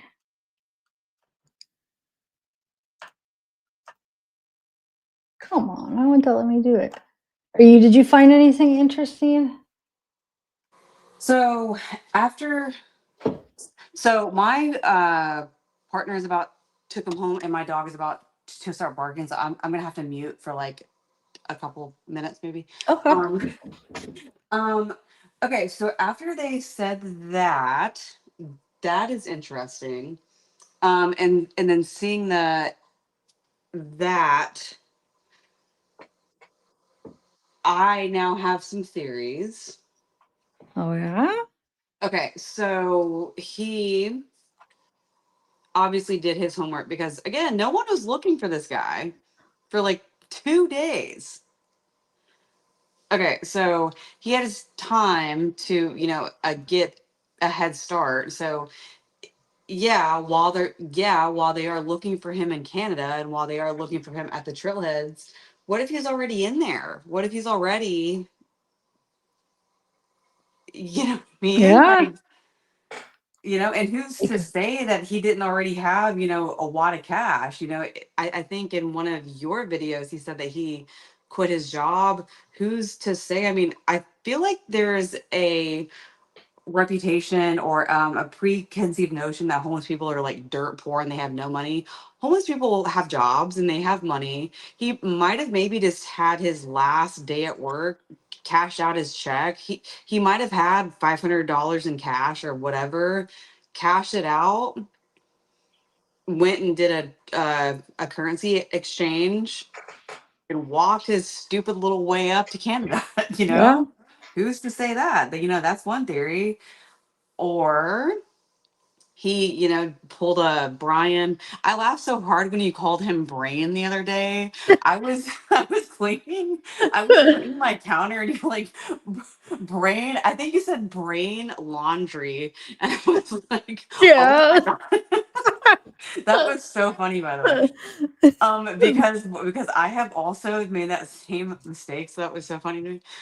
He could have pulled a Brain Laundry, and I don't know, done that. Who's to say? And then he's gonna succumb to the elements. I mean, I don't know. This is a true mystery, dude. Yeah, it is. It really is. There's so many outcomes. I know. And every day, like I look to see, like, did they find him yet? Nope, not yet. It's like, dang it, what the heck? I know, Going same. on? But yeah, there is. I mean, hopefully though. Do you think he's armed? Like they say he's usually armed. Do you think he has a gun too? So here's the thing. I've been doing homeless outreach for 5 years. The amount of guns that I've seen are very minimal. So probably not. Also, if he was, don't you think that would have been his method for? I've seen people talk about that in comments. Like if he was, like, why wouldn't he? Yeah, I mean, But I mean, I don't know. Maybe not though. I mean, who's to say? I mean, I don't know.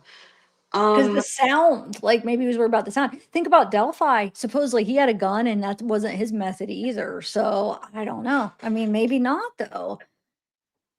That's true. I mean, I worked with this homeless guy for a long time. He was a felon. He ended up shooting this guy in the stomach in a homeless camp. He survived though. His trial is coming up here. His name's Donnie. I forgot his last name, but Okay. yeah, dude, I've seen some crazy shit. Dude. Yeah, it sounds like you. Yeah, like Yeah. there's always something going on. But as far as him having a gun theory, I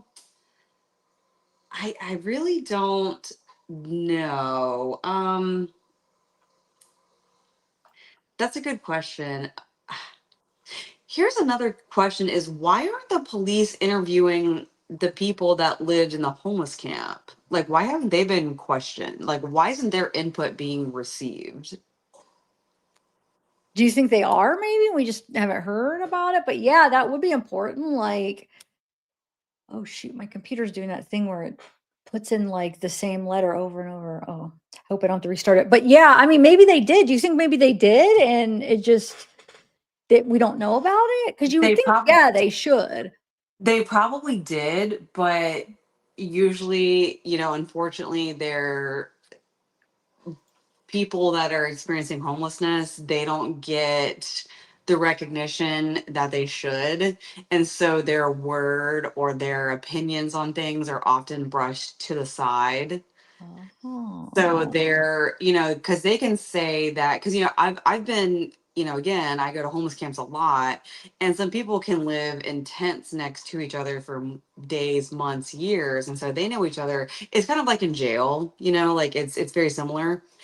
And someone can say, "Oh yeah, I knew Drew, for 5 months. I lived next to him in this homeless camp," and it's like a community. The cops will go out and interview people, like, "Hey, how well did you know so and so?" They're not gonna put, Tracy X, interview on the news or take her word into consideration, because more than likely she's a felon, she's a drug user, she's on, yada yada yada, which is why more than likely why she's homeless, because of her circumstances of her life. Does that make sense? Yeah, no, it does make sense. Yeah, you're right. I didn't even think about it like that. Which is unfortunate. Yeah, it is, because they could have important information that, I mean, because maybe he's talked to them about stuff. You know what I'm saying? He's talked to other people that were, I mean, okay, so being homeless, do you think he was, do you see a lot of them make friends with the other people there then? So you think he could have, confided in any of the other people? Yeah, so when I go into homeless camps, like there's big camps and there's small camps. So in the smaller camps, they like sometimes they are just like all like a tribe. Like they'll, because I drop off, I'm kind of like, what I do is kind of like FEMA work. Like I'll like drop off like 30 cases of water, like canned food, toilet paper, tampons, men's underwear, women's underwear, like stuff like that, right? um and then I've noticed in like the bigger camps, smaller camps, like it's, a lot of people are really really tight, but there's also people that do not get along. And so they'll be like, "Oh well, don't drop off, my shit to, TJ's tent because he's a thief," which is exactly why here where I live, this guy shot this other guy because he said that he stole a food bag or whatever. It's like that. Yeah. So a lot of people can be friends, but a lot of people can also be enemies.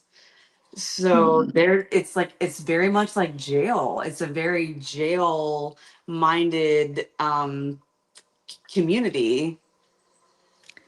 Wow. So I wonder if if he has talked to any of them and what, if they have So interviewed here's him. here's a wild conspiracy theory. Now, I'm not saying that I believe this, but here's something crazy. What if he didn't do it and someone else did that to him and his kids, and someone took his body? Wait, so you're saying what if he was dead? Yeah, Ah, that's just a tinfoil hat theory. I'm just saying. I like to play yeah. devil's advocate, but just saying. Just I saying. mean, could. I mean, you never know. Stranger What do things you have make out happened. about the bloody handprints? That's confusing. Do you think he got bit by something, or he would try to kill like an animal? I don't know. I haven't really heard about the bloody handprints. I don't really like. What is that like? Is it his blood? Okay, I so think I remember hearing you say about that. yeah, so it was there was a male DNA, which they didn't even say if it was his, and a non-human blood. So non-human blood and a male DNA, like male blood. That's all we know. So it's like a lot of people are like, did he kill his dog? Well, no, because his dog was rescued. They found his Right. dog. So I don't know. So it's like, was he hunting or did he get bit by something out there when he was dropping, the kids' bodies off? If he was indeed doing that, I don't know. But why haven't they haven't even said like, oh yeah, it's his blood. Maybe they don't have the test back yet, but they haven't confirmed it was even his yet. So, but yeah, it's kind of weird. It was on his car, like I think it was two bloody handprints on his car, or I don't know. Oh, I didn't know that. Yeah. Oh, On interesting. his truck, yeah. Because So I like to explore all avenues. I like to just like, because again, like what if he was abducted by aliens? No, but what if someone else did this to all of them? What if those kids got dropped off at the homeless camp for whatever reason? That's so unorthodox, but and then those little girls were murdered by someone else in the homeless camp, and he got, I don't know. Now the bloody handprints are taking on a whole new meaning. If that, you know what I'm saying? I'm thinking like, what if, like, yeah, that's his blood because he was killed too, and then he was trying. I'm not. Wow, yeah. I And now mean, he's you being never framed, know.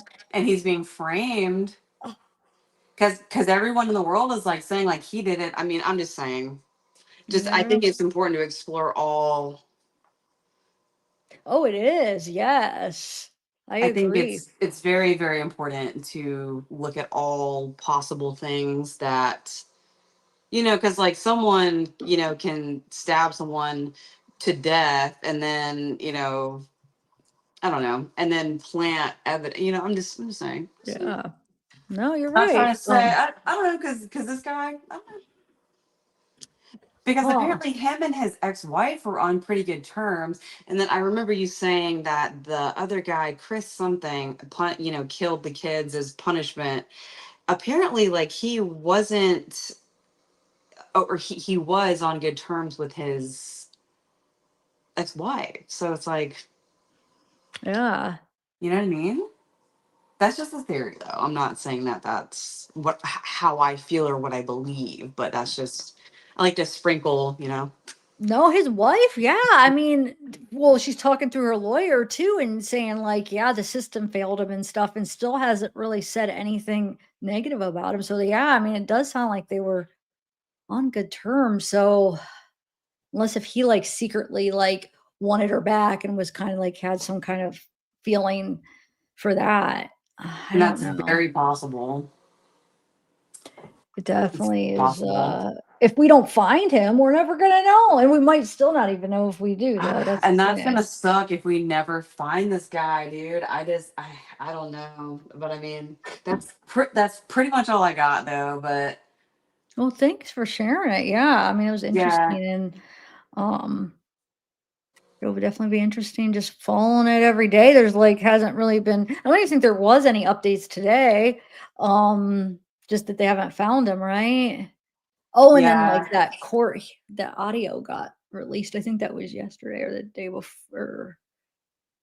I don't even know how that came out, that audio in court. Like, wonder who, maybe somebody ordered a files request or something. I just saw it in a Facebook group, him talking at court in September. So that was kind of interesting, you know, getting to hear him. So yeah, I don't know. yeah. Guess we'll see. I feel like I haven't heard that. I need to get more like invested, but yeah, like I really like how deep you dive into like this. So I'm gonna be following this very closely. So if there's any breaks, I'm definitely gonna be hopping onto your channel and hopefully Yes, we can chat definitely. again about it. But yeah, I'm gonna do some digging about this hiking trail and see if anything new pops up. But yeah, thanks for having me. I really appreciate it. Yeah. Glad to finally Thank you. chat with you. Yeah, me too. And real quick before you get off, look, I mapped out the two locations. So here is where the girl's bodies was found, and then here is where the lone hiker was spotted. So it's actually going the opposite way, but it's still not far. And then I think he said like the Kolchak Lake, where is that? It's somewhere like around here. So maybe that's why I think that guy said maybe he has things hidden at different like food and stuff and he's going to get it. I don't know, but he's going the opposite way as far as from where the bodies were found and where he was spotted like 3 days later. Unless if that wasn't him.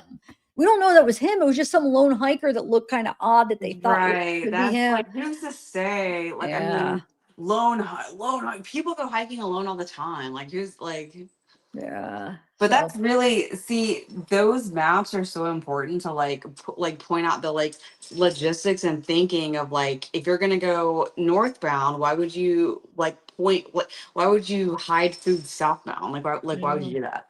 I know. But then again, we're all obsessed with this like Canada theory. Like he might not even have done that. What if he threw it off by searching that and then going somewhere else, making people think, ooh, they're going to think I went to Canada. And then I don't know. But where else would he go? I mean, if he stayed in the country, he's bound to get caught unless if he goes down in Mexico. I don't know. Also, Mexico is so far from there, though. Yeah, it is. Okay, hold on. 2 more theories. A lot of homeless people up here because I live in Chattanooga. We have a lot of caves here. So a lot of people hike in and out of the caves here and like under the railroads and stuff. And so we go into them and like the cops don't really know about them because like the cops aren't going to go into the caves. Like, yeah, but the railroad cops do, like they know about them. Second theory is who's to say he didn't catch a freaking Greyhound? You can pay in cash and all you need is an ID. Huh, yeah. I mean, granted, they can check the cameras, I guess, but like, has anyone looked into that? And who's to say he didn't take a long trail to the Greyhound station? Yeah, I mean, you never know. Or what if he didn't hop on like a back of a train? I mean, how many train? That's another thing. A lot of people do that. We call them train kids. So I'm from Atlanta. A lot of people do that. They hop into the back of they literally wait for the train to like slow down or idle or when they're parked because a lot of homeless camps here are literally next to trains. That's what they do. That's how they get around because a lot of them have open compartments with like just dumb shit like coal, beans, just random stuff.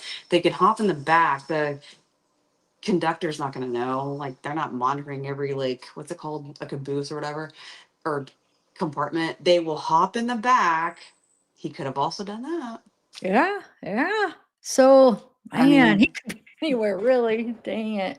this dude, I'm just saying, like, I'm telling you, dude, people that are homeless, they are resourceful, dude. Like, Plus, this he's dude the probably slipped through the military cracks. experience, so the homeless and military. He has. Yeah. Dude, yeah, like this dude, like you said, if they don't find him, I think you said what, 10 days. I'm telling you, and you're exactly right, because I thought about that too. If they don't find this dude in the next 10 days, he's slipped through the cracks, bro. Yeah. Sneaky dude. Sneaky up. Damn, that's crazy. I just It thought about is. that train. That's crazy. You know what? The train. Because that would Yeah. be like unnoticed. There would be like cameras probably. I could just sneak on and he could be. Yes. Yeah. Wow. Wow, that's actually a really good theory, bro. Harley says, I was told that serial killers travel by rail. The rest are truck drivers. Okay. Trying to see The what chat. rail, that's actually a really, really good theory, dude. Because yeah, a lot of my homeless camps, the biggest homeless camp here, there was 42 people staying at this one homeless camp. 42 people. That's a lot of people. Next to the train, and that's how they said that they traveled. Makes sense. I mean, it'd be They'd a good go way. up. Yeah, good way to travel. Free if they just kind of sneak on and then, yeah. Huh. Interesting. Well, yeah, I'm definitely gonna be keeping up with this. So hopefully you will hop back on another time because I had fun chatting with you. That was Yeah, same. thanks for coming up. You're the only one that came up, but I'm glad you came up.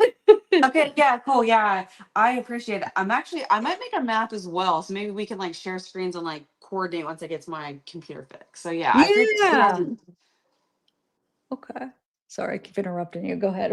I was gonna say, well, thanks for having me. Yeah, I might make a map with the trains now.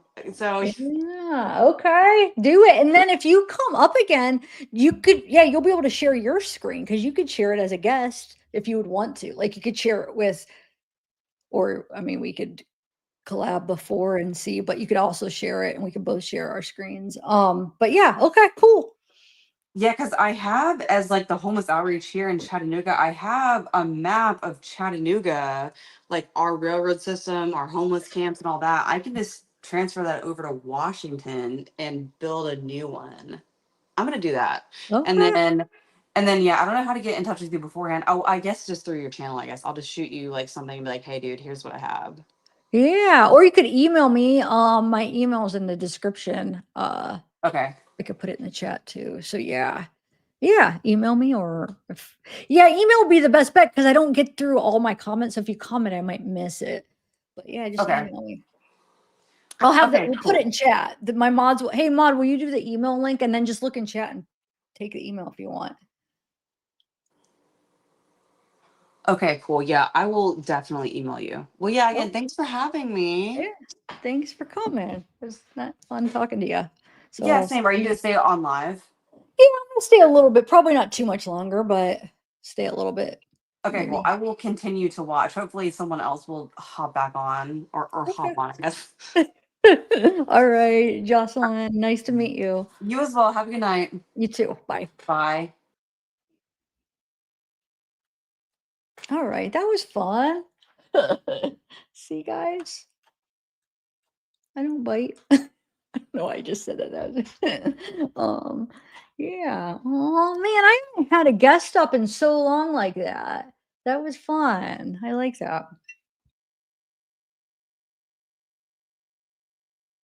So, now where else? So the Kolchak Lake. Let's see where that is. So remember, that lone hiker was spotted here that they think could be him, and then they think the same guy was spotted in the helicopter a little bit after that. I think it was the same day, right? So let's see where Kolchak Lake is. I'll map this all out and see.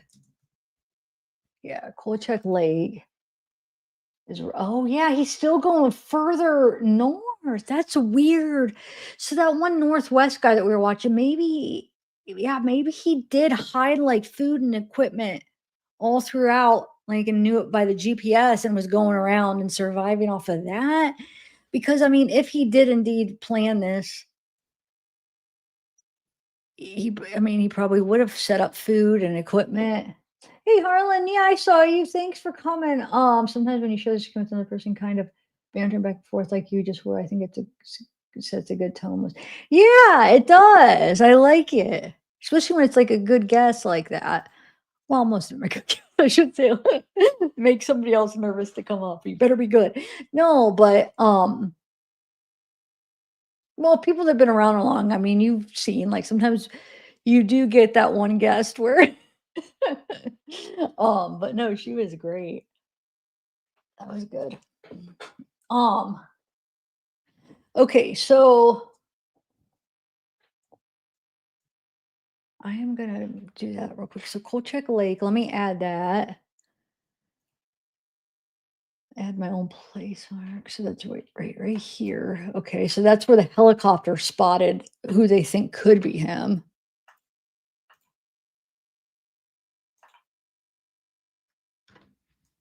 So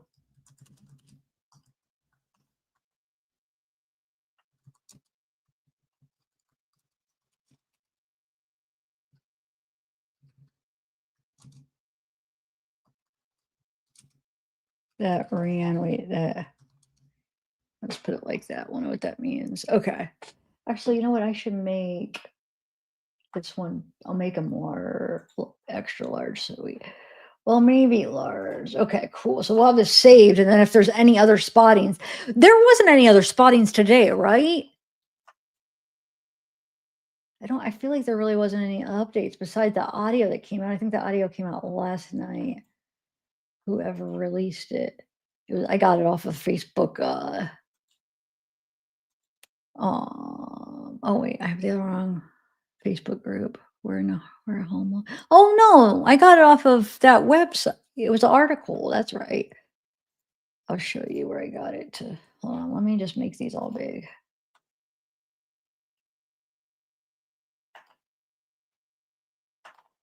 So it's a little bit bigger. Okay. So look, this is where he had to have, if it was him that killed his daughters and dropped off, put the bodies down by the embankment. This is where they were found.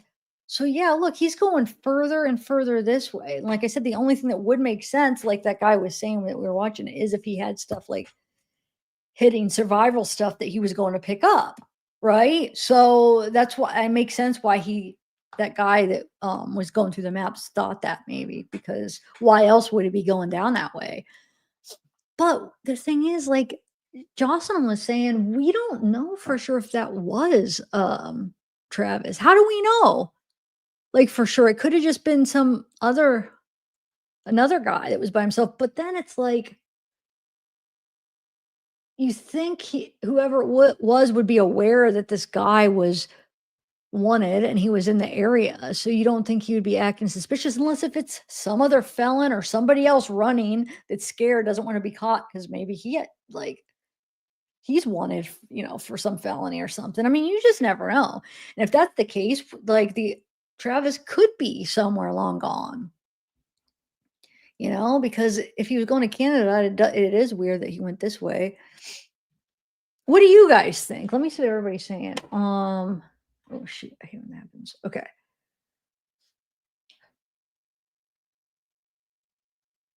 Oh wait, did you put my email, guys?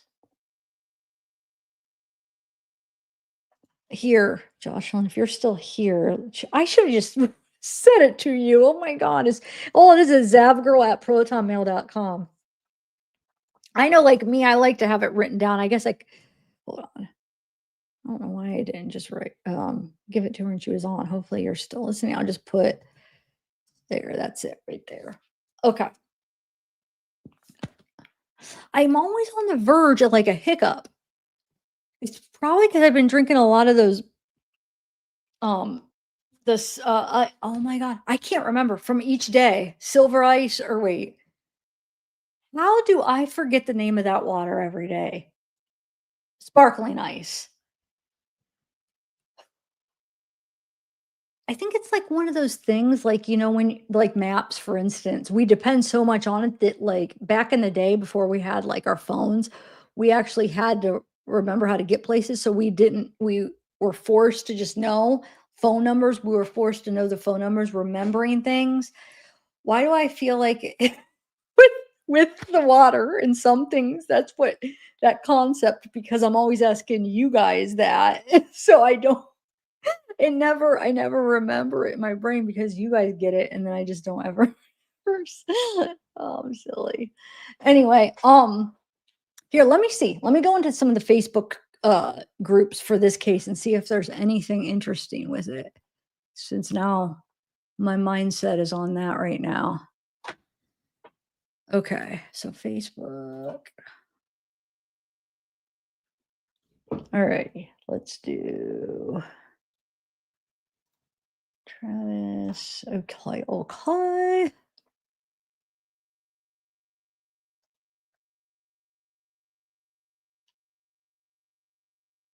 Here, I'll just bring this over here.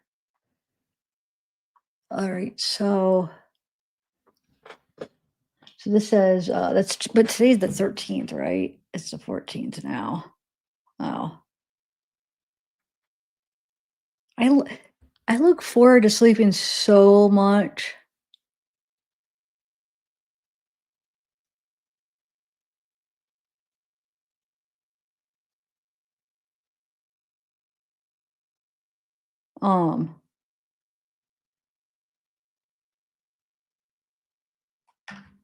eh. Okay, hold on 1 second, guys.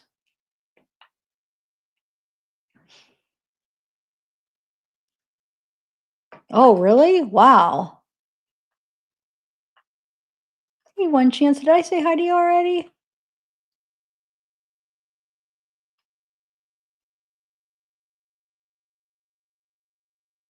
I'm just seeing what chat. Mariska, hey, how are you? Alrighty.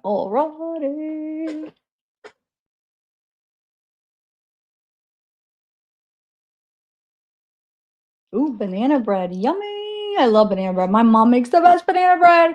But maybe yours is good too. But I just, I've only had my mom's and then like store-bought bread. But oh my God, I love my mom's. It's so good. It is so delicious.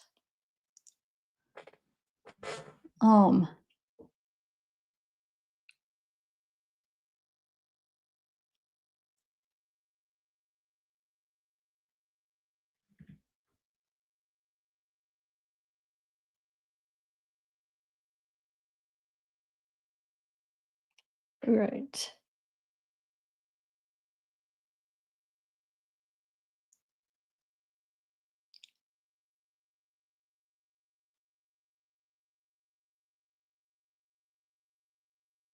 Okay. So I just wanted to check chat and see what was going on. Since it's open, we could do whatever we want, guys. Okay, so let's see. We got what's this? Authorities said a different approach is being taken in the urgent manhunt for Travis. The father being sought in connection with the deaths of his three brothers. Okay, let's see what this says. The amount of resources that we have had out there, but you are seeing a different element of our approach as we continue to track down Travis following leads. Sheriff Morrison says his department will focus on preparing a case against Decker that will be ready to go when he is found, while allowing U.S. Border Patrol to take the lead on field operations to locate him. But officials say the mission is far from over. All we need is one mistake and one day to go in our favor, and he's going to be in our custody. So I hope he's watching. I hope he knows that we haven't given up. You got to be perfect every single day, Travis. Law enforcement says they've been closing in on his whereabouts after a tip from a hiking group led to a possible sighting near Kolchak Lake. A helicopter spotted that person, but the sheriff's office said they ran immediately. That sighting, though, has prompted renewed tracking efforts between Ingalls Creek and Eagle Creek. We have found items that are of interest to us that perceive that it could be Mr. Decker. We've also continued to follow up with some of his friends and family, and we believe that we're closing in on his trail.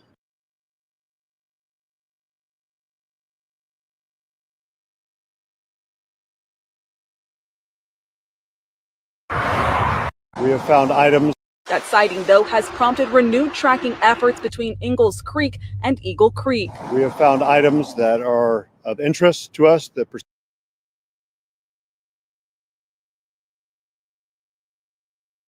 has prompted renewed tracking efforts between Ingalls Creek and Eagle Creek. We have found items that are of interest to us that perceive that it could be Mr. Decker. We've also continued to follow up with some of his friends and family, and we believe that we're closing in on his trail.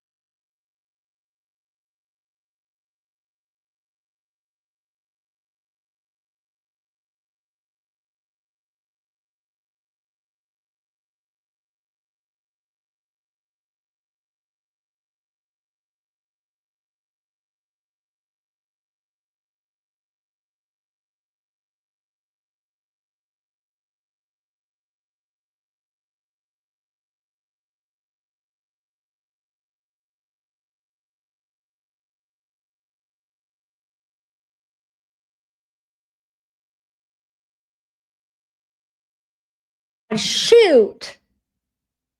Yep, I just ruined. I hate that. I was doing so good too with my mute. Knock on wood. Seriously, what I think it was like 3 or 4 lives. I had no issues. Think about it. I was doing so good. I think it's been like 3 at least that I haven't been on mute like that. I thought the muting days were over.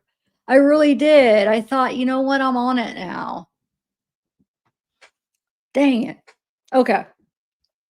So what I was saying is actually I'm kind of glad I was mute for that because it was like I probably sounded silly. So I was looking up Eagle Creek because they said it was between Eagle Creek and Ingalls Creek, like the items that could be his, which I want to know if they were personal items. Like, do they know for sure it was his stuff? But it said between Ingalls Creek and Eagle Creek. Well, I searched Eagle Creek and up here and then over here it says Eagle Creek. So does it run all the way down like there and it's just like between somewhere, or is it between these two? Because that's a big distance. So is he just saying between this and this they found like stuff?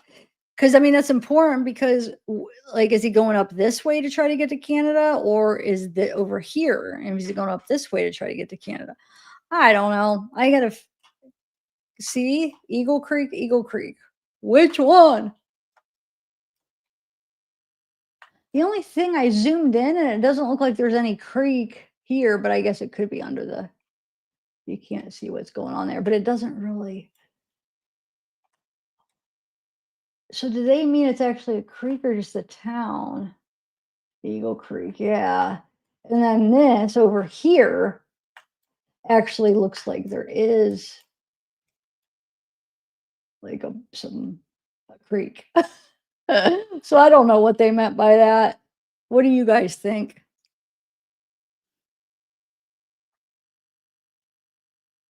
Well, I think the reason a lot of people think that is because he searched that, how to survive in Canada, how to get to Canada, how to, what were those searches? Hold on, I'll show you. But maybe he changed his mind, or maybe he did it to throw people off so that he knew they would be searching his stuff. And that, I mean, yeah, you're right. You don't know. You don't know. But that's the reason they think, because look, I'll show you his search history. Hold on, let me bring it up right here. So his Google searches was visited, find a job in Canada. So he searched this on 5/26. So like 3 days before, or 4 days, sorry, before he got the girls. And then we don't know how long did he have the girls before he killed them. You know, they didn't find their bodies until Monday. He got them on Friday. Now, could they, I'm sure they were able to tell somewhat a time period, an autopsy, but they didn't release that yet, right? I don't think they even said time of death. So, I mean,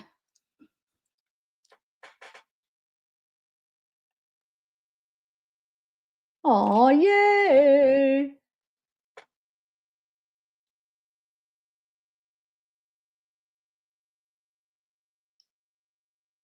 Delana, we've been through a lot. You've been around for a while. Think about like, yeah, we have, you're still here going strong. That's awesome.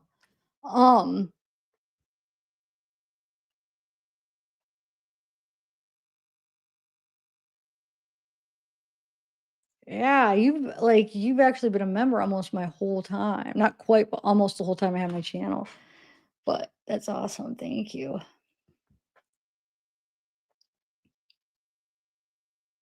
Carly Russell searched the movie Taken before. Huh.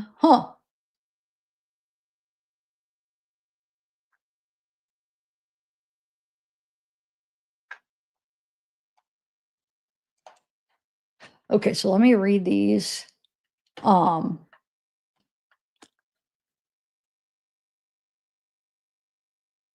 2018. Okay, so visited Find a Job Canada, search for Jobs Canada, search for Jobs Canada. So this 555 on 526.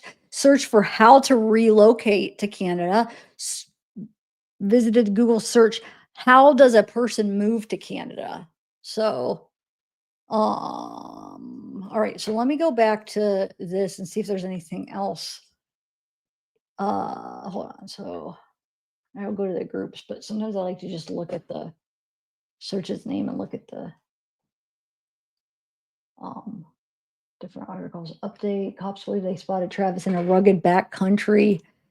We've been closely following this heartbreaking case. Spotted Travis, the ex-soldier, and the deaths of the three. Okay, it's probably, yeah, it's the same thing where hikers saw a lone man off trail and a helicopter observed someone fleeing into the woods. Canine teams picked up his scent near Ingalls Creek. I forgot about that, the canines. So they picked up his scent. So, I mean, maybe that, yeah. That really was him. So male blood was found at the girls' campsite, potentially tying Decker directly to the scene. Let's see. Decker was a survivalist. $20,000 reward. It might have went up by now. I'll have to see.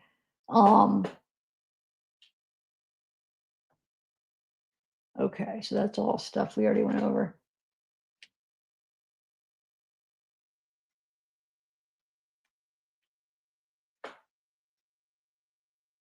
Okay. All right, let me go into the groups here. Allegedly found one of their daughters passed out. Wait, what? Whitney detailed incidents that contributed to the separation. I gotta go look at this. Whitney including a situation in August when Travis allegedly found one of their daughters passed out with a bathrobe tied around her neck. That can't be true.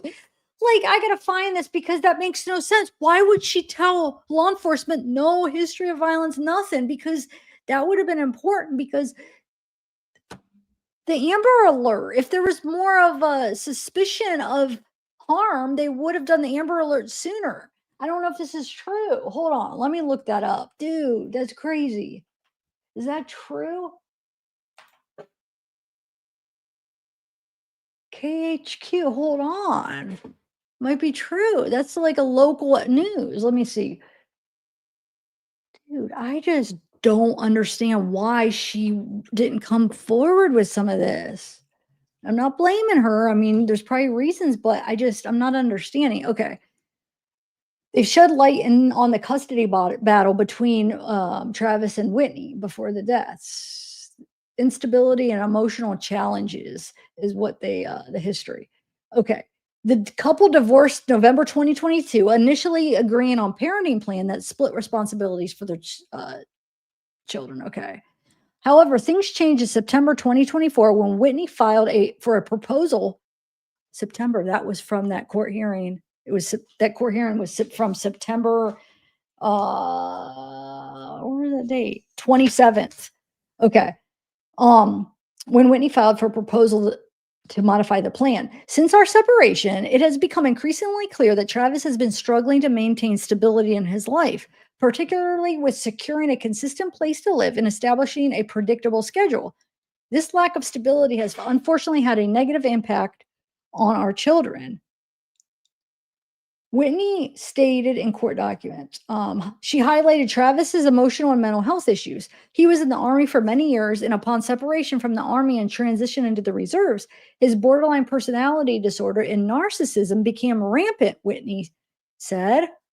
The revised parenting plan in 2024 cited issues of neglect and emotional and physical problems on Travis's part. As a result, the court ordered Travis to undergo evaluation for anger management. See, now the anger management makes sense because in those court documents, hold on, that was from, I think it was, hold on, let me see where the documents came from that I read about no physical, Superior Court, yeah. She said no physical abuse. He wasn't violent. This is making no sense because now things are coming out that sounds like that wasn't true. Whitney detailed incidents that contributed to the separation, including situation on August 15th, 2024, So this would have been the month before that court hearing that we listened to, when Travis allegedly found one of their daughters passed out with a bathrobe tied around her neck at his mother's house and failed to inform Whitney. At his mother's? Wait. See, that's suspicious. Is he trying to insinuate that they, like the kid, they're unsupervised and one of the kids did that to themselves? Or did he do it trying to and make it seem like, oh, one of the kids did it? Okay. Like the kid did it to herself. And then maybe he did it and he didn't go through with, he tried. He had an incident back then where he was going to do it and then he changed his mind in the middle of it. What the heck? Another incident on December 19th involved one of the daughters injuring her fingers with Travis, reportedly absent and unresponsive to the children. Despite the challenges, Whitney expressed a desire to maintain Travis's relationship with their daughters in court documents. Travis has made huge sacrifices to serve our country and loves his daughter or his girls very much, but he has to get a lot better for our girls, she said. I do not want to keep Travis from the girls at all. To the contrary, I have bent over backwards to facilitate that relationship. On September 27th, 2024, a judge found adequate cause to modify the parenting plan, and that was that hearing, the audio we listened to. Travis disagreed, arguing in the court that it was important that his children understand the reality of how the world works and that they could learn from his current condition. However, the court did not agree. Travis was granted visitation every other weekend on Friday evening, Saturday, and Sunday during restricted time periods.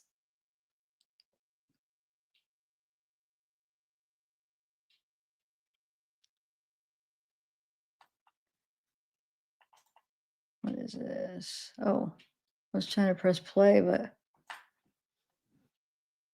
where's the audio? Oh, screw it. Let me just go back and see. If there's a dude, that's interesting. A bathrobe tied around her neck, passed out. I don't think that would be an accident because, like, was he trying to say like, oh, it was an accident? She was trying to like put it on or something and got no, because like a bathrobe opens. I would be very concerned about that. Why wasn't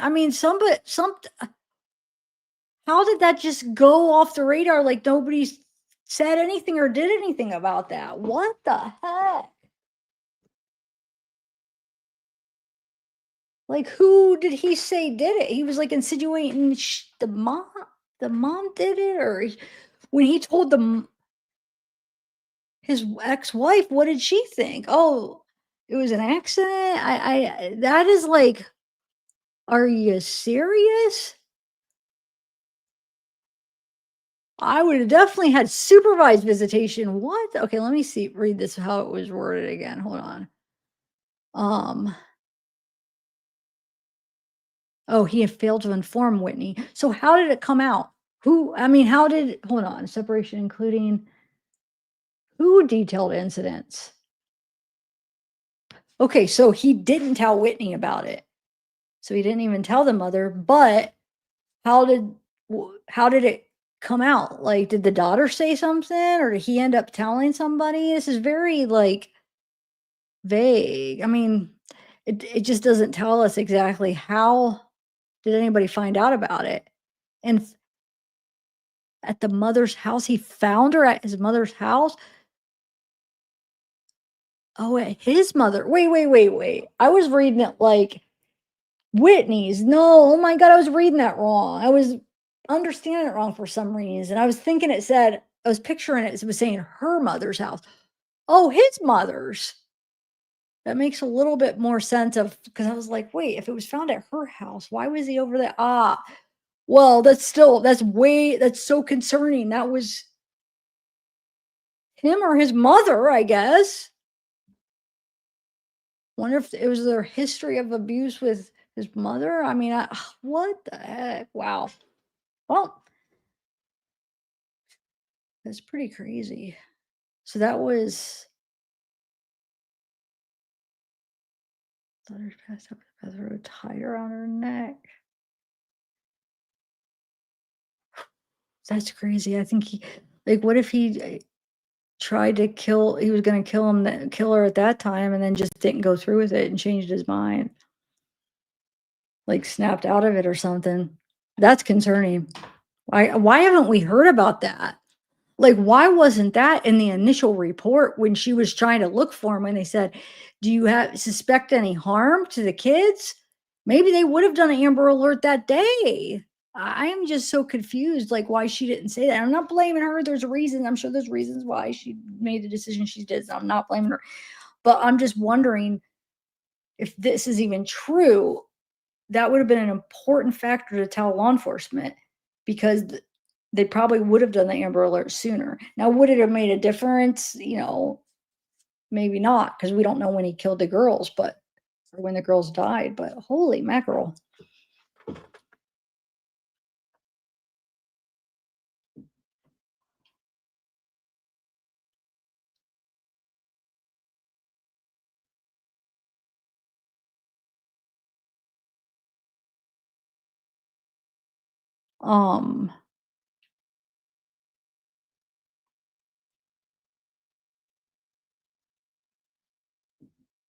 Yeah, it's crazy.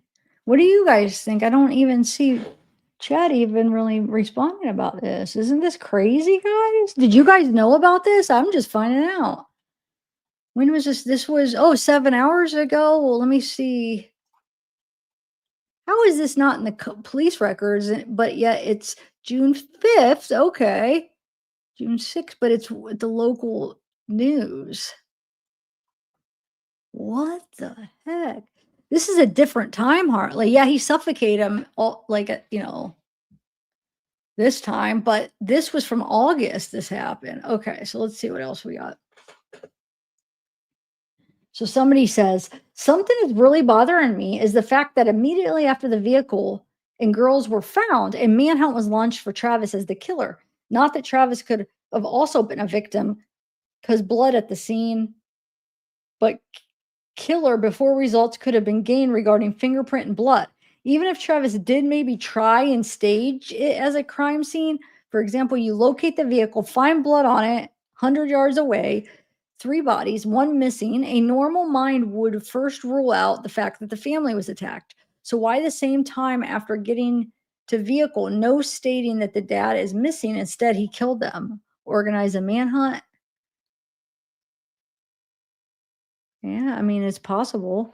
You would think so, but I mean, there could be other reasons, but you would think that they would have gotten rid of his body too if they killed him. But there could be other reasons why somebody might not, like maybe they weren't able to get his body where they brought the girls, or maybe there was like some kind of fight, or they held him for a while. I mean, so there could be other reasons why it wouldn't be, but yeah, I mean, it is a possibility. Who wrote that? It is, like we were talking about.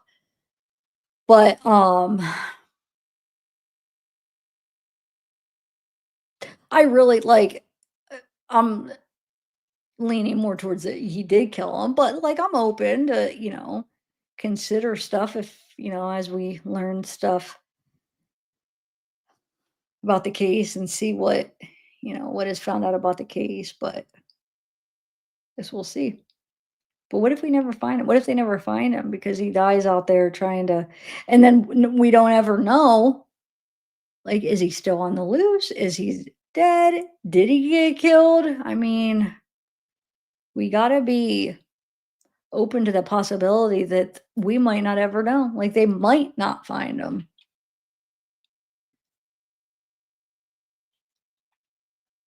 It's crazy. Okay, imagine, or images of the girl. Oh yeah, we already looked at that. After the visit with her father has been autopsy on the 3-year-old is able to determine died of suffocation. I wonder if the autopsy said, like, when did they think that they died? Like, can they narrow it down? Like, do they think it was, Friday, or, a couple days before they found them? lifted fingerprints from inside the plastic bag. If their fingerprints not belonging to Decker, this would have been done early. Oh, okay. For those who believe Decker is innocent, I'm just going to add that the law enforcement officers would have lifted fingerprints from inside the plastic bag to see if there were prints not belonging to Decker. This would have been done early in the investigation, and I believe fingerprints match Decker's, and that is why from day one they have considered him the murderer. Wait, do they have his fingerprints though? And does he have a record where they would have his fingerprints? I don't know. In the military, do they take your fingerprints probably? And like DNA and stuff. Like, would they have all that? Because they haven't told us about the blood. So that would be important to know that the blood. I mean, I know one's non-human and one's male. So I just wonder if they haven't got all those results back. Oh, look.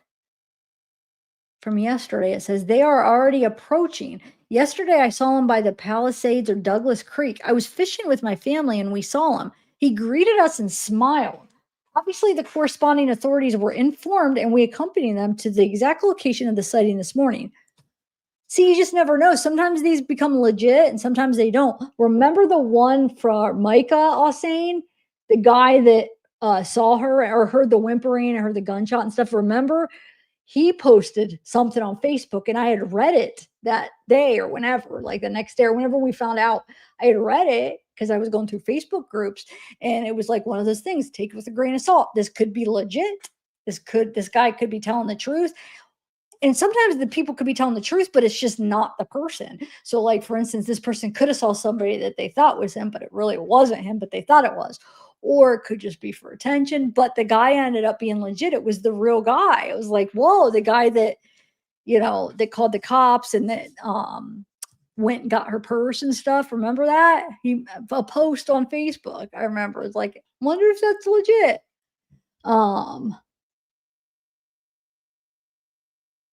Okay, so I'm going to save this. Yeah, I wonder if if Amber May is the one that posted. Oh no, she just posted it. I'm going to save this because I'm going to, hold on, let me look at where this place is. So it says Palisades or Douglas Creek. Where is even that at?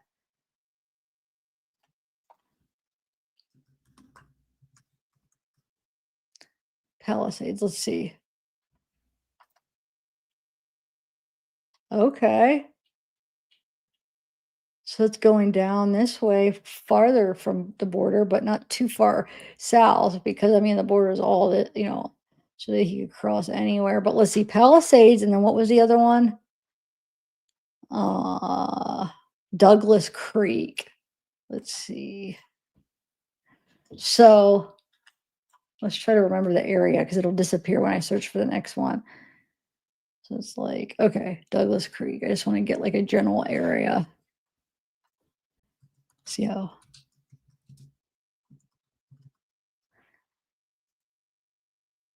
Yeah, okay. That's why. They're just like around this area, Palisades and Douglas Creek. So it's around this area. So remember, this is where bodies were found. This is where the hikers was spotted. This is where the helicopter spotted them. And this is where between Ingalls Creek and Eagle Creek, they found belongings. And I don't know, Ingle Creek, I don't know if it goes, if it's like between this or if it's like this or this, but there's two Eagles Creeks, like all the way. Okay, so it's interesting. We'll see if it ends up being true. Let's see what comments say. Using Amber, so this could have been true the day they tracked him. Let's see. I messaged the sheriff's office that last night as I was driving past at 4:30. Someone ran across the road up ahead of me in the area they are looking.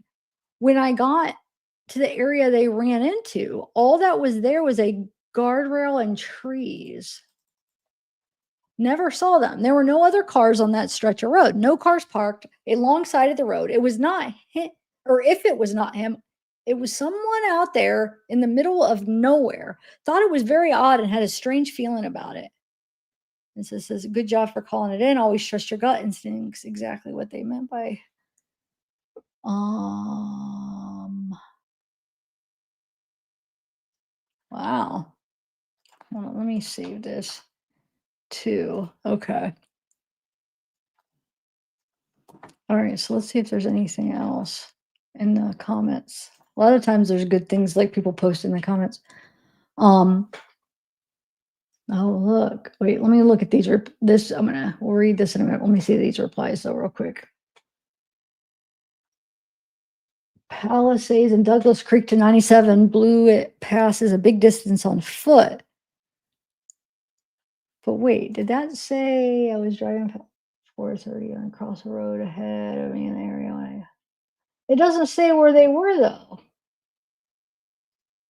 Where does it say? Message sheriff last night as I was driving past at 4:30, ran across the road up ahead in the area they were They just say in the area they are looking though, huh? You have posted it in every comment. Why do you keep posting? Am I missing something?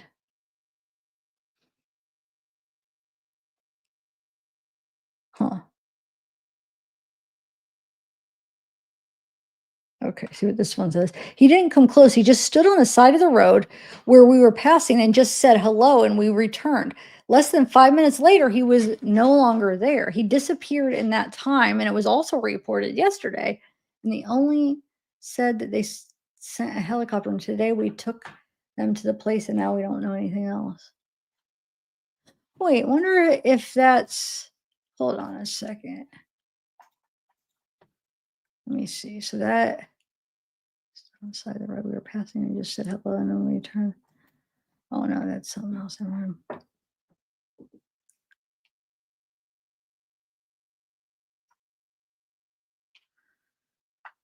Huh.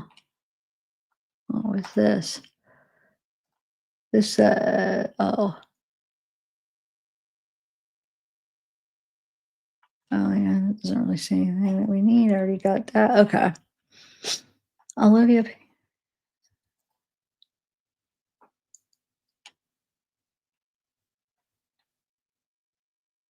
What's this saying? His own 3 young daughters after picking them up from their moms for a scheduled 3-hour visit. That was a week and a half ago, and no one has been able to find him since those girls were murdered. Investigators say they've narrowed the search down to Ingalls Creek area, west of the town of Wenatchee. Sheriff's Department now says a tip came in from some hikers who spotted a lone hiker who seemed to be very ill prepared for the trail given the kind of weather conditions. And they also say that he appeared to be avoiding people. So when the tracking teams spotted that guy, guess what happened? That guy ran from sight as the helicopter passed over him. So the canines have now been deployed and the locals are being told to lock their doors and stay alert while the police comb those woods. So stay tuned because we think breaking news could happen at any time on this. I want to bring in someone who knows everything about a manhunt like this. Chris Swecker is a retired assistant director of the FBI. He formerly led the Criminal Investigations Division, and he was part of the manhunt for the Olympic Park bomber Eric Rudolph. And I don't need to remind people, Chris, about your work. It went on for 5 years looking for Eric Rudolph, who was in the wilderness, so to speak. So what do you think about the description that I just gave about Travis Decker and the chopper that went over and watched this hiker guy take off from view? Yeah, actually, it sounds to me like his capture is imminent. I mean, he's been spotted. You can now form a sort of a perimeter around that area, although it's quite remote. If you research the Ingalls Creek area, it is extreme. Probably, I think the nearest town is 15 miles away. But there are cabins in that area. If you look at cabins for rent and that sort of thing, there are structures. Some that may be occupied, others not. It's an old gold mining area as well, so there may be some caves that he can hide in. So, I mean, it's not going to happen tonight. They're not going to close in on him after dark. I think they'll wait till the morning and try to tighten that perimeter up little by little as the day goes on. And, he's on foot. He doesn't. Well, why not do it at night? Like, I disagree. I feel like sometimes they do like it at night because it's like a better, I don't know, maybe not, but I mean, I don't think that just because at night, it might be a better idea to do it at night, Who knows? because you would think about this. If he was smart, he probably is doing a lot of the traveling at night because he's not going to be spotted as easily, right? So it might be smarter to have like, uh, it, like don't they have like cameras or different things that can see in dark, like night vision stuff? I don't know. Yeah, I think that they might be looking at night. What do you guys think? Do you think it's smarter to probably travel at night? Like people like that are on the run. Do you think that they, try to do it at night and get rest during the day?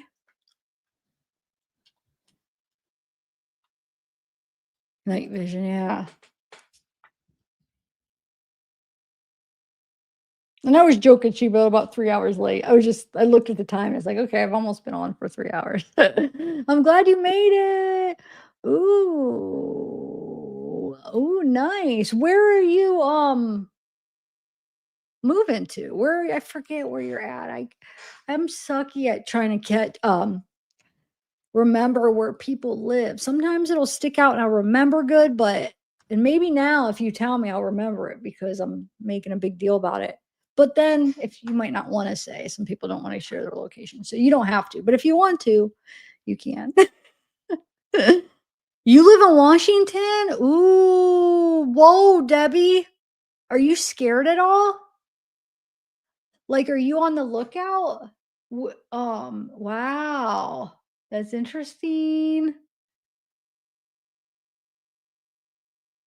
Okay, cool. Utah's beautiful. Have you been to how close are you to like Arches National Park or Canyonlands or anything? That area is so beautiful.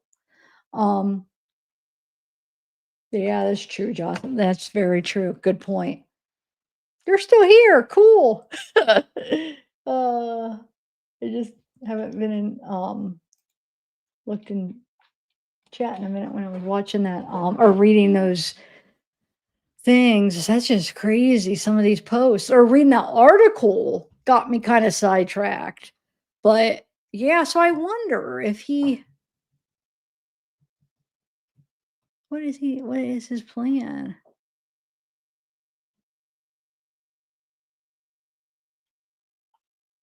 Wait, Utah is eye short? I don't know that. What do you mean? I'm saying eye short? Eye short. All right, so let's see what else we got. We got please share as they search for a 32-year-old killing. So I wonder if he still has the hair in the ponytail.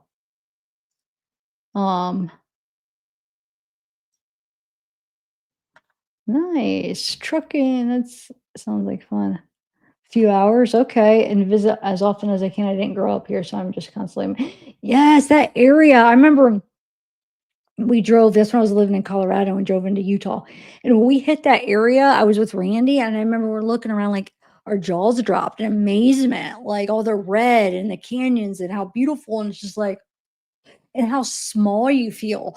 Like I remember going out when we were driving through Arches and then looking out, and it's like you feel like you're in a giant land and you're like this tiny little thing in this the world looks huge. Like everything around you just looks so big and you're like, wow.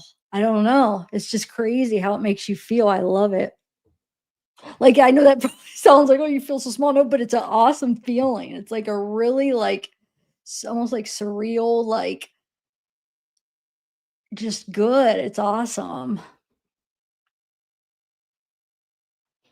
Okay. Honey, I Shrunk the Kids. Yes. Why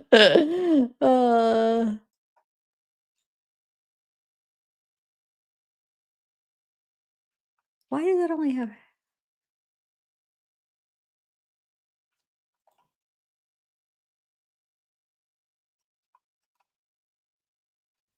it's the same thing.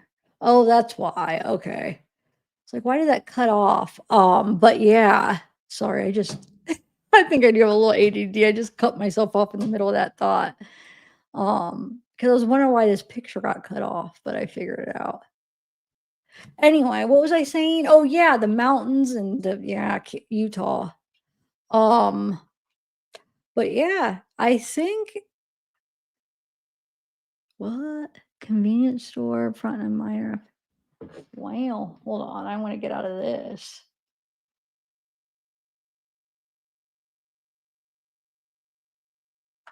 Huh.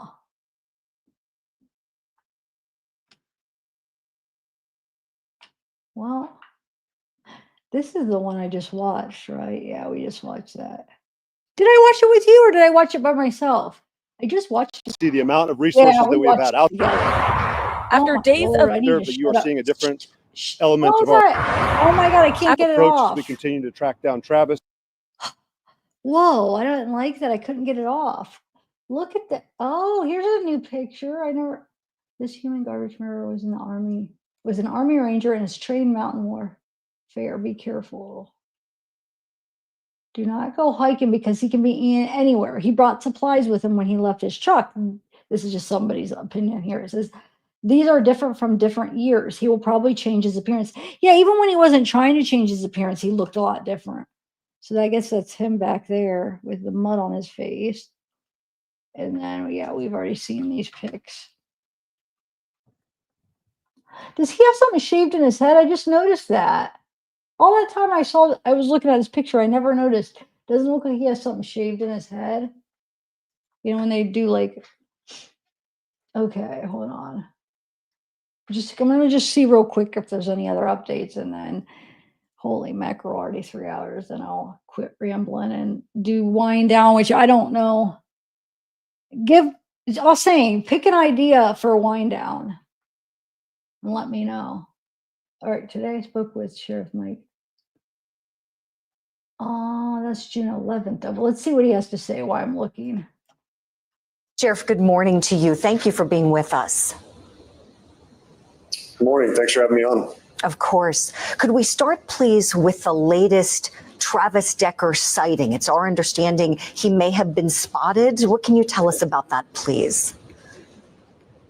We had a person of interest that was spotted up in the Enchantments, which is more of a recreational alpine lake area within our county. And then that subject, we believe, might have gone down one of the back access routes into an area called Ingalls Creek, progressing towards an area we call Valley High. So we've been searching that area with our local and federal partners and attempting to contact that subject, determine was it Mr. Decker or was it not? Sheriff, does it seem to you then that it's unlikely he could have gone to Canada? There's been a lot of speculation that perhaps he may have fled there. Based on what you know now, does it appear that he's staying in Washington, at least for the time being? We're not going to rule anything out, but certainly we're tracking down all leads and we're going to look at areas of interest, people of interest. But until he's accounted for, we're taking it as whereabouts are unknown. Mm-hmm. Sheriff, how dangerous is Travis Decker? Valley High. Well, since we've seen the Wait, hold on. I got to hear what he said again. He said between Eagles Creek and Valley High. Hold on. We're tracking down all leads and we're going to look at areas of interest, people of interest. But until he's accounted for, we're taking it as whereabouts are unknown. Mm-hmm. Sheriff, how dangerous is Travis Decker? Well, since we've seen the senseless violence and the act towards Evelyn, Peyton, and Olivia, we certainly feel that he's a danger to the community, and we're looking forward to having him in custody.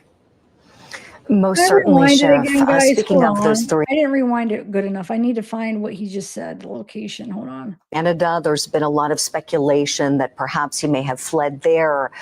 Based on what you know now, does it appear that he's staying in Washington, at least for the time being? We're not going to rule anything out, but certainly we're tracking down all leads and we're going to look at areas of interest, people of interest. But until he's accounted for, we're taking it as whereabouts are unknown. Mm-hmm. Sheriff, how dangerous is my Travis God. Decker? I didn't rewind it. You got to be kidding. Where was that, you guys? Maybe this far? Wow. He may have been spotted. What can you tell us about that, please? We had a person of interest that was spotted up in the Enchantments, which is more of a recreational alpine lake area within our county. And then that subject, we believe, might have gone down one of the back access routes into an area called Ingalls Creek, progressing towards an area we call Valley High. So we've been searching that area with our local and federal partners and attempting to contact. Oh, he was saying Ingalls Creek. So but we still, and then that other one said between Ingalls Creek and Eagle Creek, they found belonging. And so I still, all that time going back, it wasn't, I misheard him. But Valley High though, so he was spotted here in the Enchantments, and then he took a back pass, whatever, down to Ingalls Creek and then Valley High. So I got to just find Valley High. Okay. Like that subject, determine was it Mr. Decker or was it not? Sheriff, does it seem to you then that it's unlikely he could have gone to Canada? There's been a lot of speculation that perhaps he may have fled there. Based on what you know now, does it appear that he's staying in Washington, at least for the time being? We're not going to rule anything out, but certainly we're tracking down all leads, and we're going to look at areas of interest, people of interest. But until he's accounted for, we're taking it as whereabouts are unknown. Mm-hmm. Sheriff, how dangerous is Travis Decker? Well, since we've seen the senseless violence and the act towards Evelyn, Peyton, and Olivia, we certainly feel that he's a danger to the community, and we're looking forward to having him in custody. Most certainly, Sheriff. Speaking of those three beautiful little angels, Peyton, Olivia, and Evelyn, coming upon that crime scene couldn't have been easy, I'm sure, for your deputies. Would you speak to what that was like for them, making such an awful, heartbreaking discovery? Okay. I'll do my best. I mean, I wasn't at the scene, but clearly I'm going on to 20 years in law enforcement. Most within this occupation see a lot of violence, a lot of horrific scenes that I think a lot within society don't get to see. So we understand the stress that comes with that. We've had crisis intervention, stress management teams, and peer support teams on scene, not only supporting and offering services for our deputies, but we've also been in town hall meetings over the last couple of days. We're going to have one more tonight, offering services to our community because we understand there are victims with us in this tragedy. And it's just something that you're seeing more and more is that we take on a lot with a lot of incidents that a lot of citizens within the community don't get to experience, yet we see them almost day after day. And we recognize the weight that that carries on our deputies, and we're doing everything possible to make sure they have the services provided to them. But I commend them. I mean, they've stayed focused. Our detectives have done an excellent job. Our deputies have done an excellent job. Our dispatch center, they're taking on a lot too. They're taking calls. They took the initial 911 call on this. And we understand that everyone involved in the situation has experienced some kind of trauma in regards to this. And we're going to do everything we can to make sure they're supported. Oh, that's wonderful, Sheriff. You're right. It is traumatic just going through this. And we certainly commend those brave men and women who put on the uniform like you do every single day. We thank you all for your service. Tell me, Sheriff, we've seen the mugshot from Travis Decker from in the past. What does his criminal history look like? We're not seeing a lot of criminal history. We do see that he had some time when he was in the military, and it sounds like that ended probably on terms that he wasn't expecting or wanting. But overall, in talking with other individuals, it just sounded like he was a regular person, kind of trying to figure out his way into society after his time in the military. But this was unexpected from what we're gathering. But clearly, as I stated before, it was an act of pure evil, cowardice. And we want to hold them accountable for it. We need to make sure that those girls' voices are heard, the families represented, and I don't want to glorify him. I mean, as far as we're concerned, he is a wanted fugitive, and that we plan on holding him accountable for his actions and setting up that date where he can stand in front of our court system and accept the justice that's coming. Sheriff, to be clear, no criminal convictions, though, in Travis Decker's past? Not that I'm aware of, but again, we've just been primarily focused on locating him, getting a better understanding of the crime scene, which we thank Washington State Patrol's Crime Lab for coming out, helping us gather evidence, process the scene, the FBI, the U.S. Marshal Service. Our focus is on the acts of that evening, as we believe that when they happened, and holding him accountable and finding him. Mm-hmm, certainly. Sheriff, in terms of what, if anything, members of the public can do and should do if they live in the vicinity that you're currently searching, what advice do you have for anybody who may be watching this interview and looking to help and looking to provide information if it comes their way? It's almost 2 a.m. Remain vigilant. Keep your distance. Don't make direct contact. We recognize we're a medium-sized agency when you come to agencies across the United States. If we didn't have our public supporting us the way they did and the way they continue to do, we would have appreciated those agencies stepping up to assist. Okay, man, I forgot it's so late because I started the live so late. I was like sitting here like, why do I feel so tired? And then I looked at the time, but hold on, I want to read a part of this people email or the article. So it says, according to the affidavit, Whitney told authorities that Travis had been recently cited for driving without insurance. Authorities also noted that Travis was involved in a car crash May 27th, to which he was handed down traffic infractions after a police investigation. Wait, he was on a car crash, which he was handed down. Okay.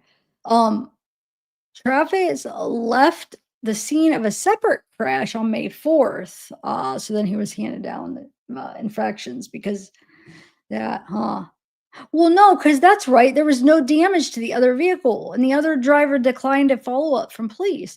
So then he could have left, right? So that I mean that wouldn't be anything. If the person's like, oh, no damage, you're fine. Okay, so in an affidavit on June 2nd, the day that the girls' bodies were found, well, authorities also said in an affidavit that on June 2nd, the day that the girls' bodies were found, Travis failed to show up to work, and his boss noted some recent mental health concerns. And then it says Whitney's attorney, Ariane Kozart, so that was her attorney that was on that audio. On June 6th, so she said that Travis's mental health struggles put a strain on his and Whitney's 7-year marriage, which ended in 2022, but noted that he was a good co-parent. While speaking to investigators about her relationship with Travis, Whitney denied any domestic violence, but did mention moments of power or control he used. And then wait a minute, I did read this article last time. That's right. I didn't recognize it at first. Sorry. So she provided examples of randomly leaving or waking her up by screaming at her in the middle of the night. She also said near the end of the marriage, he was diagnosed with borderline and that she believes he's not taking his medicine. So I wonder, like in the military, like during training, at least you see in movies, I don't know if it's true, but where they'll like scream and wake you up. Wonder if he got that from the military. It's no excuse, but I mean, wonder if, because that's kind of odd, like in the middle of the night, just like starts screaming at her and wakes her up. And my brain, I want to know the specifics, everything. So I want to know, was he sleeping and then wakes up and screams at her, or is he's awake the whole time? She's sleeping and then he just comes in screaming. I don't know. Wait, dropped what ball, Karen? Remember, I miss a lot of chat. I'll just like read a random comment and I'll have no context of what it's about. So this is the one I read. So hold on, where's it at? This. I read this and now it's the first comment I read and I looked. Zav can't stop because Alsane dropped the ball. Okay, so then I go up and see what are you guys talking about? So Alsane says, oh, I forgot. I was supposed to be thinking of ideas. Oh, wait. Oh, I forgot too, Alsane. If you would have reminded me, I would have forgot about wind down. Okay, what's wind down? I think it's time for wind down. What do you want to talk about during wind down? It'll be a quick, you know me. But now I'm just like, shoot, was there anything else? Yeah, remember that. And I don't know where that came from. I think, was it from Whitney where he wanted to get back with her? And like, they said that he even told his kids that he was going to be moving back, right? And was like almost acting like he was coming back, but she didn't want to. I forget if that actually came from her or is that another hearsay? I often wonder if this was, if I can't have you type thing. Since Whitney said a week prior, he asked to fix his marriage and she declined. So it became what would hurt her the most. So if that's true, then that could be a motive, but I don't know if that's true. I mean, I think I read it in an article too, or a post, but So, it could have been like, oh, he wanted her back. She didn't want him back. And all right. All right, guys.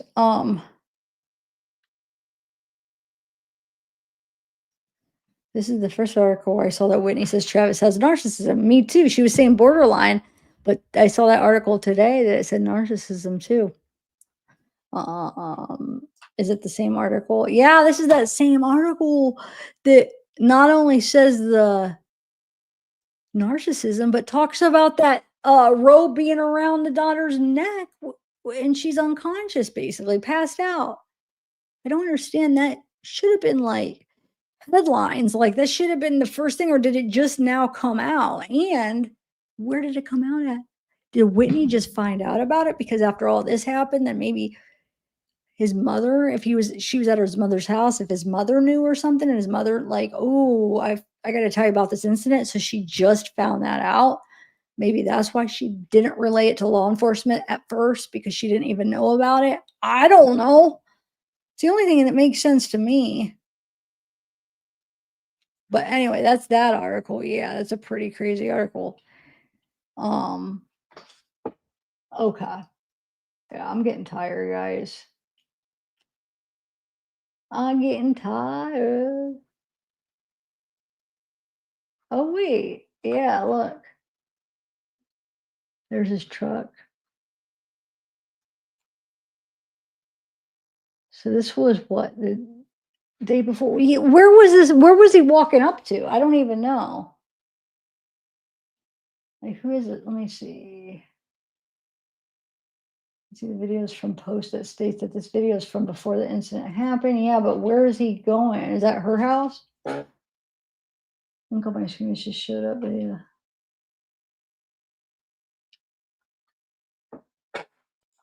What's that?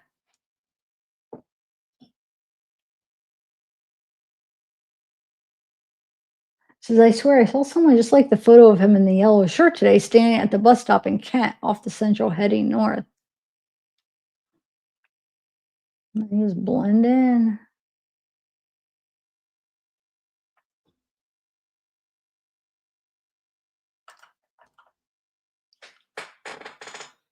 I just want to know whose house is he? Is this the girls? Is he going to visit the girls or something? So is it the week before? No, because he gets them every other weekend. So yeah, whose house? Does anybody? Let me see. Does anybody know?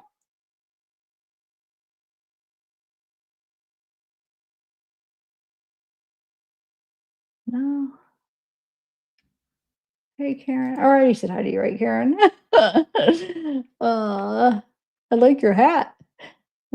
I'll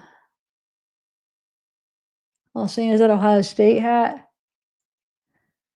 Who else? Mariska. I know. I need to go to bed. I'm tired. Who else is here? Why am I scrolling up and I keep seeing Mariska? I'll saying Karen. Mariska. I'll saying Karen. Mariska. Oh, we got Marnie.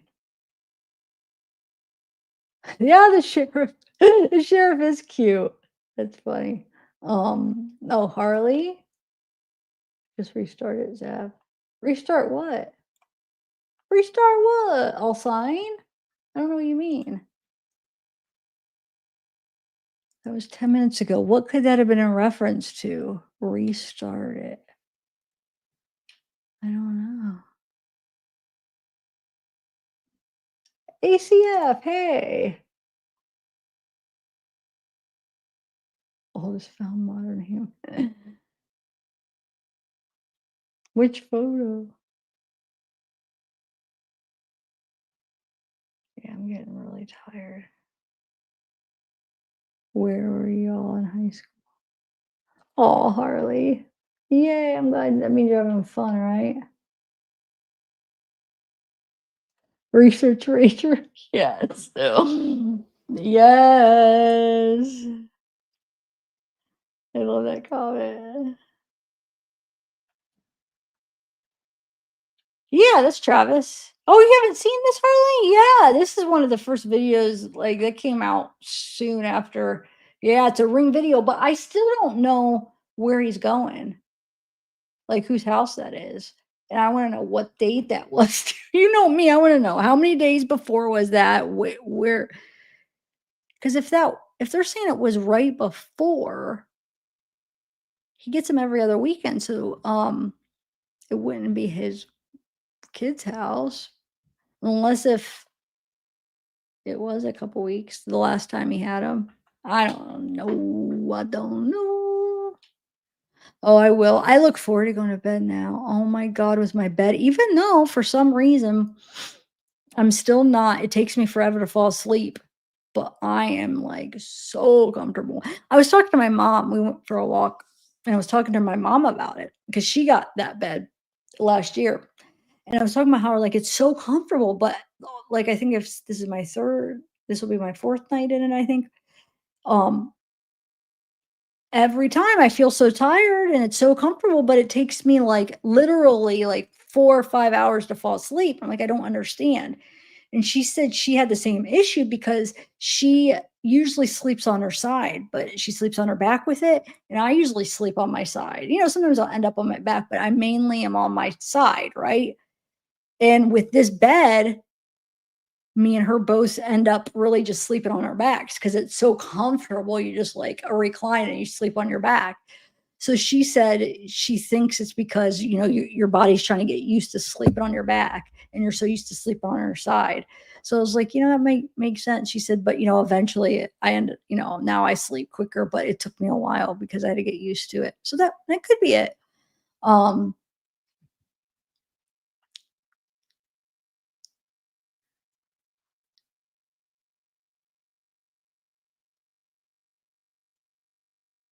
Oh, start it over though. I still don't get it. Was that the start it over thing?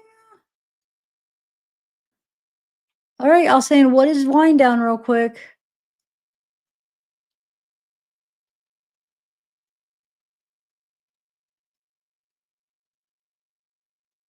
Yeah, I'm seeing She-Builder, I'll say Mariska, Karen, and Marnie in chat, and Harley. There's the only chatting, at least recently that are chatting, right? That are actually like chatting. I know there's people watching it. It's not chatting right this moment. They're probably sleeping. But I'm scrolling up. Let's see if there's anybody else. But now I'm already up 15 minutes ago, and there's nobody new. I mean, it's just the people I just named. Let me keep going. Hold on. ACF, 20 minutes ago. ACF, are you still here? Who else? Hold on, I'm scrolling up. And I'm not going to name anybody until I get to a new name besides Karen. I'll say, no, not Delana. Now I'm just coming to you. So as long She-Builder, I'll say Karen, Mariska, Marnie, and whoever in Harley, I think. If there's anybody new after that. And now I named ACF, so okay, hold on, let's see. Delana. If I already named you. Oh, Jocelyn. You're still here 24 minutes ago. Did you get my email? Well, you might not be here anymore because that was 25 minutes ago now. Oh, shoot. Wait, what? Is that the one I just read? Where did the other one before that go? Hold on a second. Am I seeing things? No, that is the one. Sitting there, yeah, but no, you were awesome. Listen to me. I'm over here rambling. But yeah, I am gonna go to bed. I'm tired. But next live, if you want to come up. Even if I don't even do an open panel, I could just email. If you got my email, I could just email you a link too if you ever want to come up and talk about it. Debbie, well, it's safe bet that I could always put my freaking link up there and pin it that I won't usually, probably nobody will come, but maybe 1 or 2 people. So I guess I could always just pin it up there. If anybody ever wants to join, you can. Anyway, I'm glad you came though. That was awesome. That was awesome.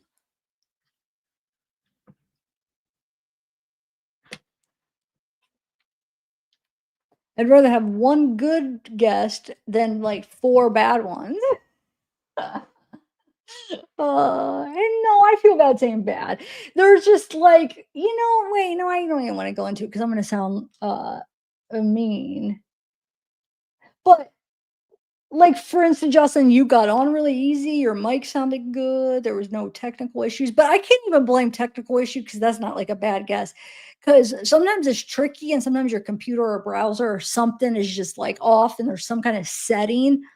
I've been there where there's a setting that's off and so it sucks. It's not even the person's fault. And it's like sometimes it's complicated because sometimes there's like a thing where it will reject because of the browser, or it will have like your thing locked where it won't let you just share your camera. So there are issues. So that's not even, but it was smooth. Like you didn't even have any of those issues.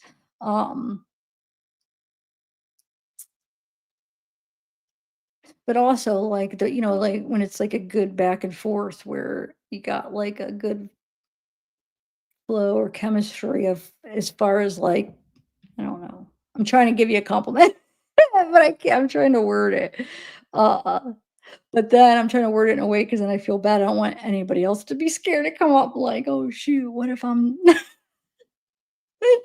don't feel bad. It'll be all good.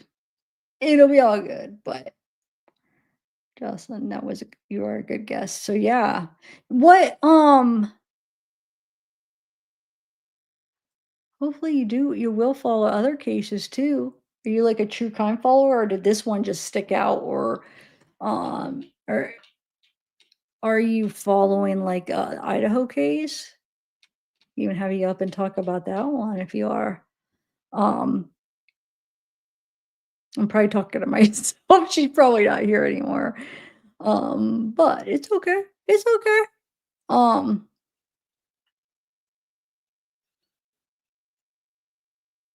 Oh yes, so Rebecca J in the house. Ramuska 2018.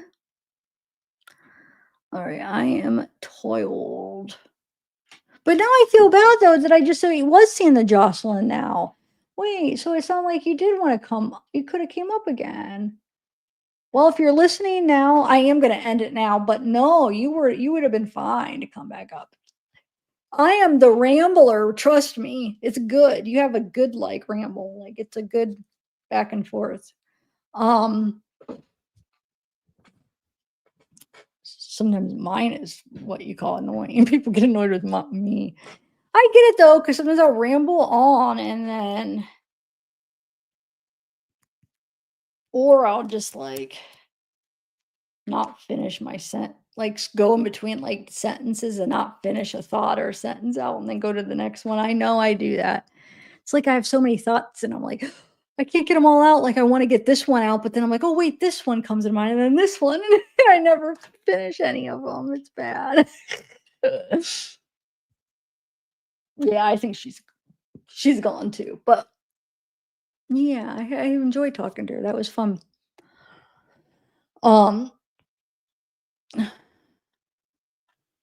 So anybody else? Yeah, it was fun. See, so next open panel come up, guys. It's fun. It really is. And it makes it really interesting to have like a back and forth, and like I could have 3 or 4 people. Now, usually if I did, like when I had certain cases where I had like a bunch of people wanting to come up on panel, and I think it would let you have either 10 or 15 backstage, and I think only maybe 10 to 12 or something up at the same time. But experiencing too many people up at the same time doesn't necessarily like sometimes it's better to keep like maybe 3 or 4 at the same time and then rotate them out. So then people are, not talking over people and it could be like a good discussion or whatever. But, so like 4 would be kind of ideal to have, but no, even 2. I mean, I like even just 2, to be honest. But yeah, guys, I'm gonna start doing them more often. So if you're thinking about maybe you would want to do it, like do it next time. Just come pop on, and you don't even have to stay long if you don't want. Just come say hi and give your thought. It could just be like, oh, I have a thought about that, and give your thought. So yeah. Well, thanks, Susan.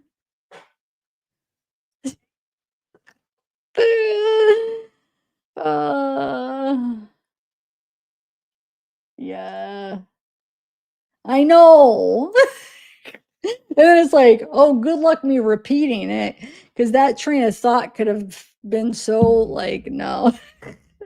Oh wait, see, was there something I was in the middle of here? What's this? No, this is from June 10th. I'd like to get the more recent ones if I'm trying to. Everybody's Whoa. just stunned. This doesn't happen in this area.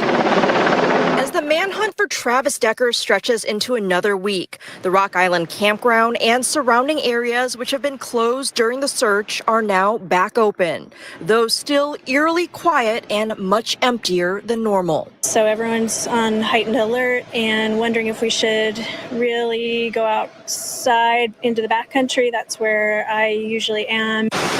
Locals are keeping their eyes out for Travis Decker, who authorities believe murdered his 3 young daughters, Peyton, Evelyn, and Olivia, sometime Friday after picking them up for a scheduled visit. Everybody's just stunned. This doesn't Oh, happen. wait, who was it that said that they lived in Washington on the border, close to the border? I forget. Are you still here? Remind me. So I got to get it into my memory so next time I'll remember. Or if anybody remembers, oh, ACF, hey, oh, I'm glad you liked it. Yay. Hey, yay. Are you here though, the person on the border? And Alsane or Soul or anybody, do you remember who it was if they're not? Because I want to keep them in mind. So if I see them in chat, like see what the deal is. If they see anything. Texas national soldiers are prepared to maintain order and defend innocent Texans' property. Oh. Okay, so now let me do. Oh, hold on. I gotta recognize the crowns. Hold on. I've been forgetting to do that. I'm supposed to do that. So get Austin, you're number 1. You are like the crown king. So we got Austin number 1, Soul number 2, Susan number 3, One Chance, you're number 4. We got Mari 5, Harley 6, Casey 7. Some of these rhyme. It's almost like a rap. Oh, my Scooby-Doo shirt, guys, I wanted to show you. Dude, I realize when I go over to the YouTube side how blurry I actually do look compared to like on StreamYard. It's like a clear picture, but it's also not how it appears to you guys because it has to stream and it's blurrier. Anyway, dude, this Scooby-Doo shirt, I've told it the story before. It's got holes in it because I've had it for, look, it's got holes. I've had it for 25 years and I used to wear it all the time. Now I limit it because I want to keep it good to a special occasion. I just wore it for this live and I'll take it off. But so it's got holes on the back. It says Scooby Dooby Doo with like a doobie. First fish show on lot. My first ever fish show. I got this because I love Scooby Doo. I grew up watching Scooby Doo. We grew up watching it. Used to watch it every day. I just like a huge Scooby Doo fan since I've been little. So it just got Shaggy and Scooby, and then on the back it's like Scooby Dooby Doo, and they're all like, with Doobie spelled Doobie. Can you? Yeah, it's awesome. Anyway, I had to get it. Like, of course, it's like I got a fish shirt too, but I was like, I saw that my first fish shirt. I get a Scooby, but it's like I have to get that Scooby Doo tie-dyed. Anyway, okay. So what was I talking about before that, guys? Help me. Oh, I was naming the crowns. Okay. Marnie 5, Harley 6, Casey 7. So I'm gonna your names are sometimes different on this, right? So I'm gonna name what they are on this. So 8 instead of just Karen, it's K Karen. 9 Angie, 3333336. 10 Disdelicious for life. That's funny. But you're oh my god. Dude. Why am I drawing a blank right now?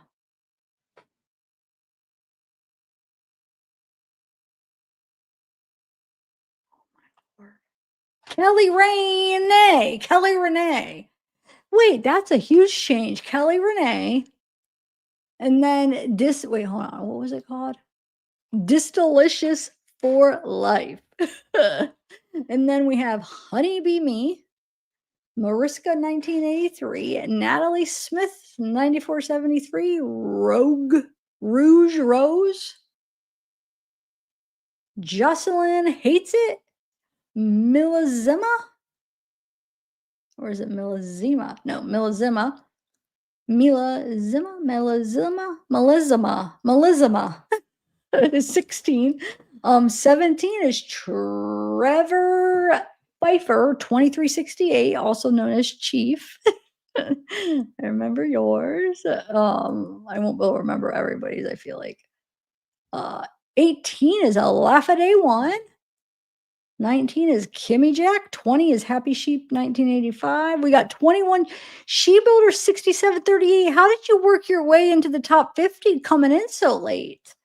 Good job. 22 is Mero Miguel 8260. You know what? Because it is just like current what you're doing in the last like whatever, because you've been really active since you've been in here. But that's what is confusing, because let's say somebody comes in for like, let's say they're here 3 hours being super active, right? And then somebody comes in the last like 40 minutes and then they're super active, but then they get higher because they're more recent. It's just it seems like they're in the, I know it's experimental, but it just seems like it should have a little bit better whatever, you know. Anyway, Meryl Miguel 8260 is number 22. We got 23 is Debly 6573. 24 is Bait at Pop-Tart. Wait, Bat Eating Pop-Tart. Oh my God. What's your favorite Pop-Tart? What kind are they eating? Harlan Dorman, Bass Trout Fishing, Fly on Your Wall, Saturn Jodo, Joe Morton 9217, Delana 9398. Somebody's going to the bathroom. Lila Chats. Brittany Sanders 88, Ramona Luna 44, Gag Girl 619, or is it Georgia Girl 619, Baby Mama 2 or D2F is 35, number 36, Debbie Baker 5797. 37 with the little doggy dog is It's Freaking Bats. What's 38 is Pipsqueak 4610. I was trying to see what your picture is. Is that a dog? And what else? Laura Lou 8, Rebecca J 25, Heidi 1354, Lisa Catherine 5351, RC Player TT2VW, Jen and Barrett. Wilma Henderson 4379, and then we got Marsha ZN 5HS, Hope BH 6230. It only shows me the top 47. I thought it was supposed to be 50. Where's the other three? That's weird. Does it do that for you too? Huh. Why did it do it? Why? Huh. Now it's showing 48. Hope BH623, but somebody was in the middle, and I don't know who got added, because Lisa Catherine maybe 43 or 5351, or Shadow 8276, Heidi 1354. Yeah, a bunch of new ones, because I don't remember saying those. Anyway, I'm gonna shut up now. That was probably annoying. But good job, everybody. So who's number one? I'll say you're still one. Souls 2 and Susan Peterson's 3. Huh. All right, yo. Wait, Shadow. Oh, okay. I thought you were way up on the list, but I guess I just scrolled fast. I was like, how did you get from 40 to like the top 10? But I scrolled up too fast. Okay. Good job, everybody. Why did I keep my Facebook on? Sorry.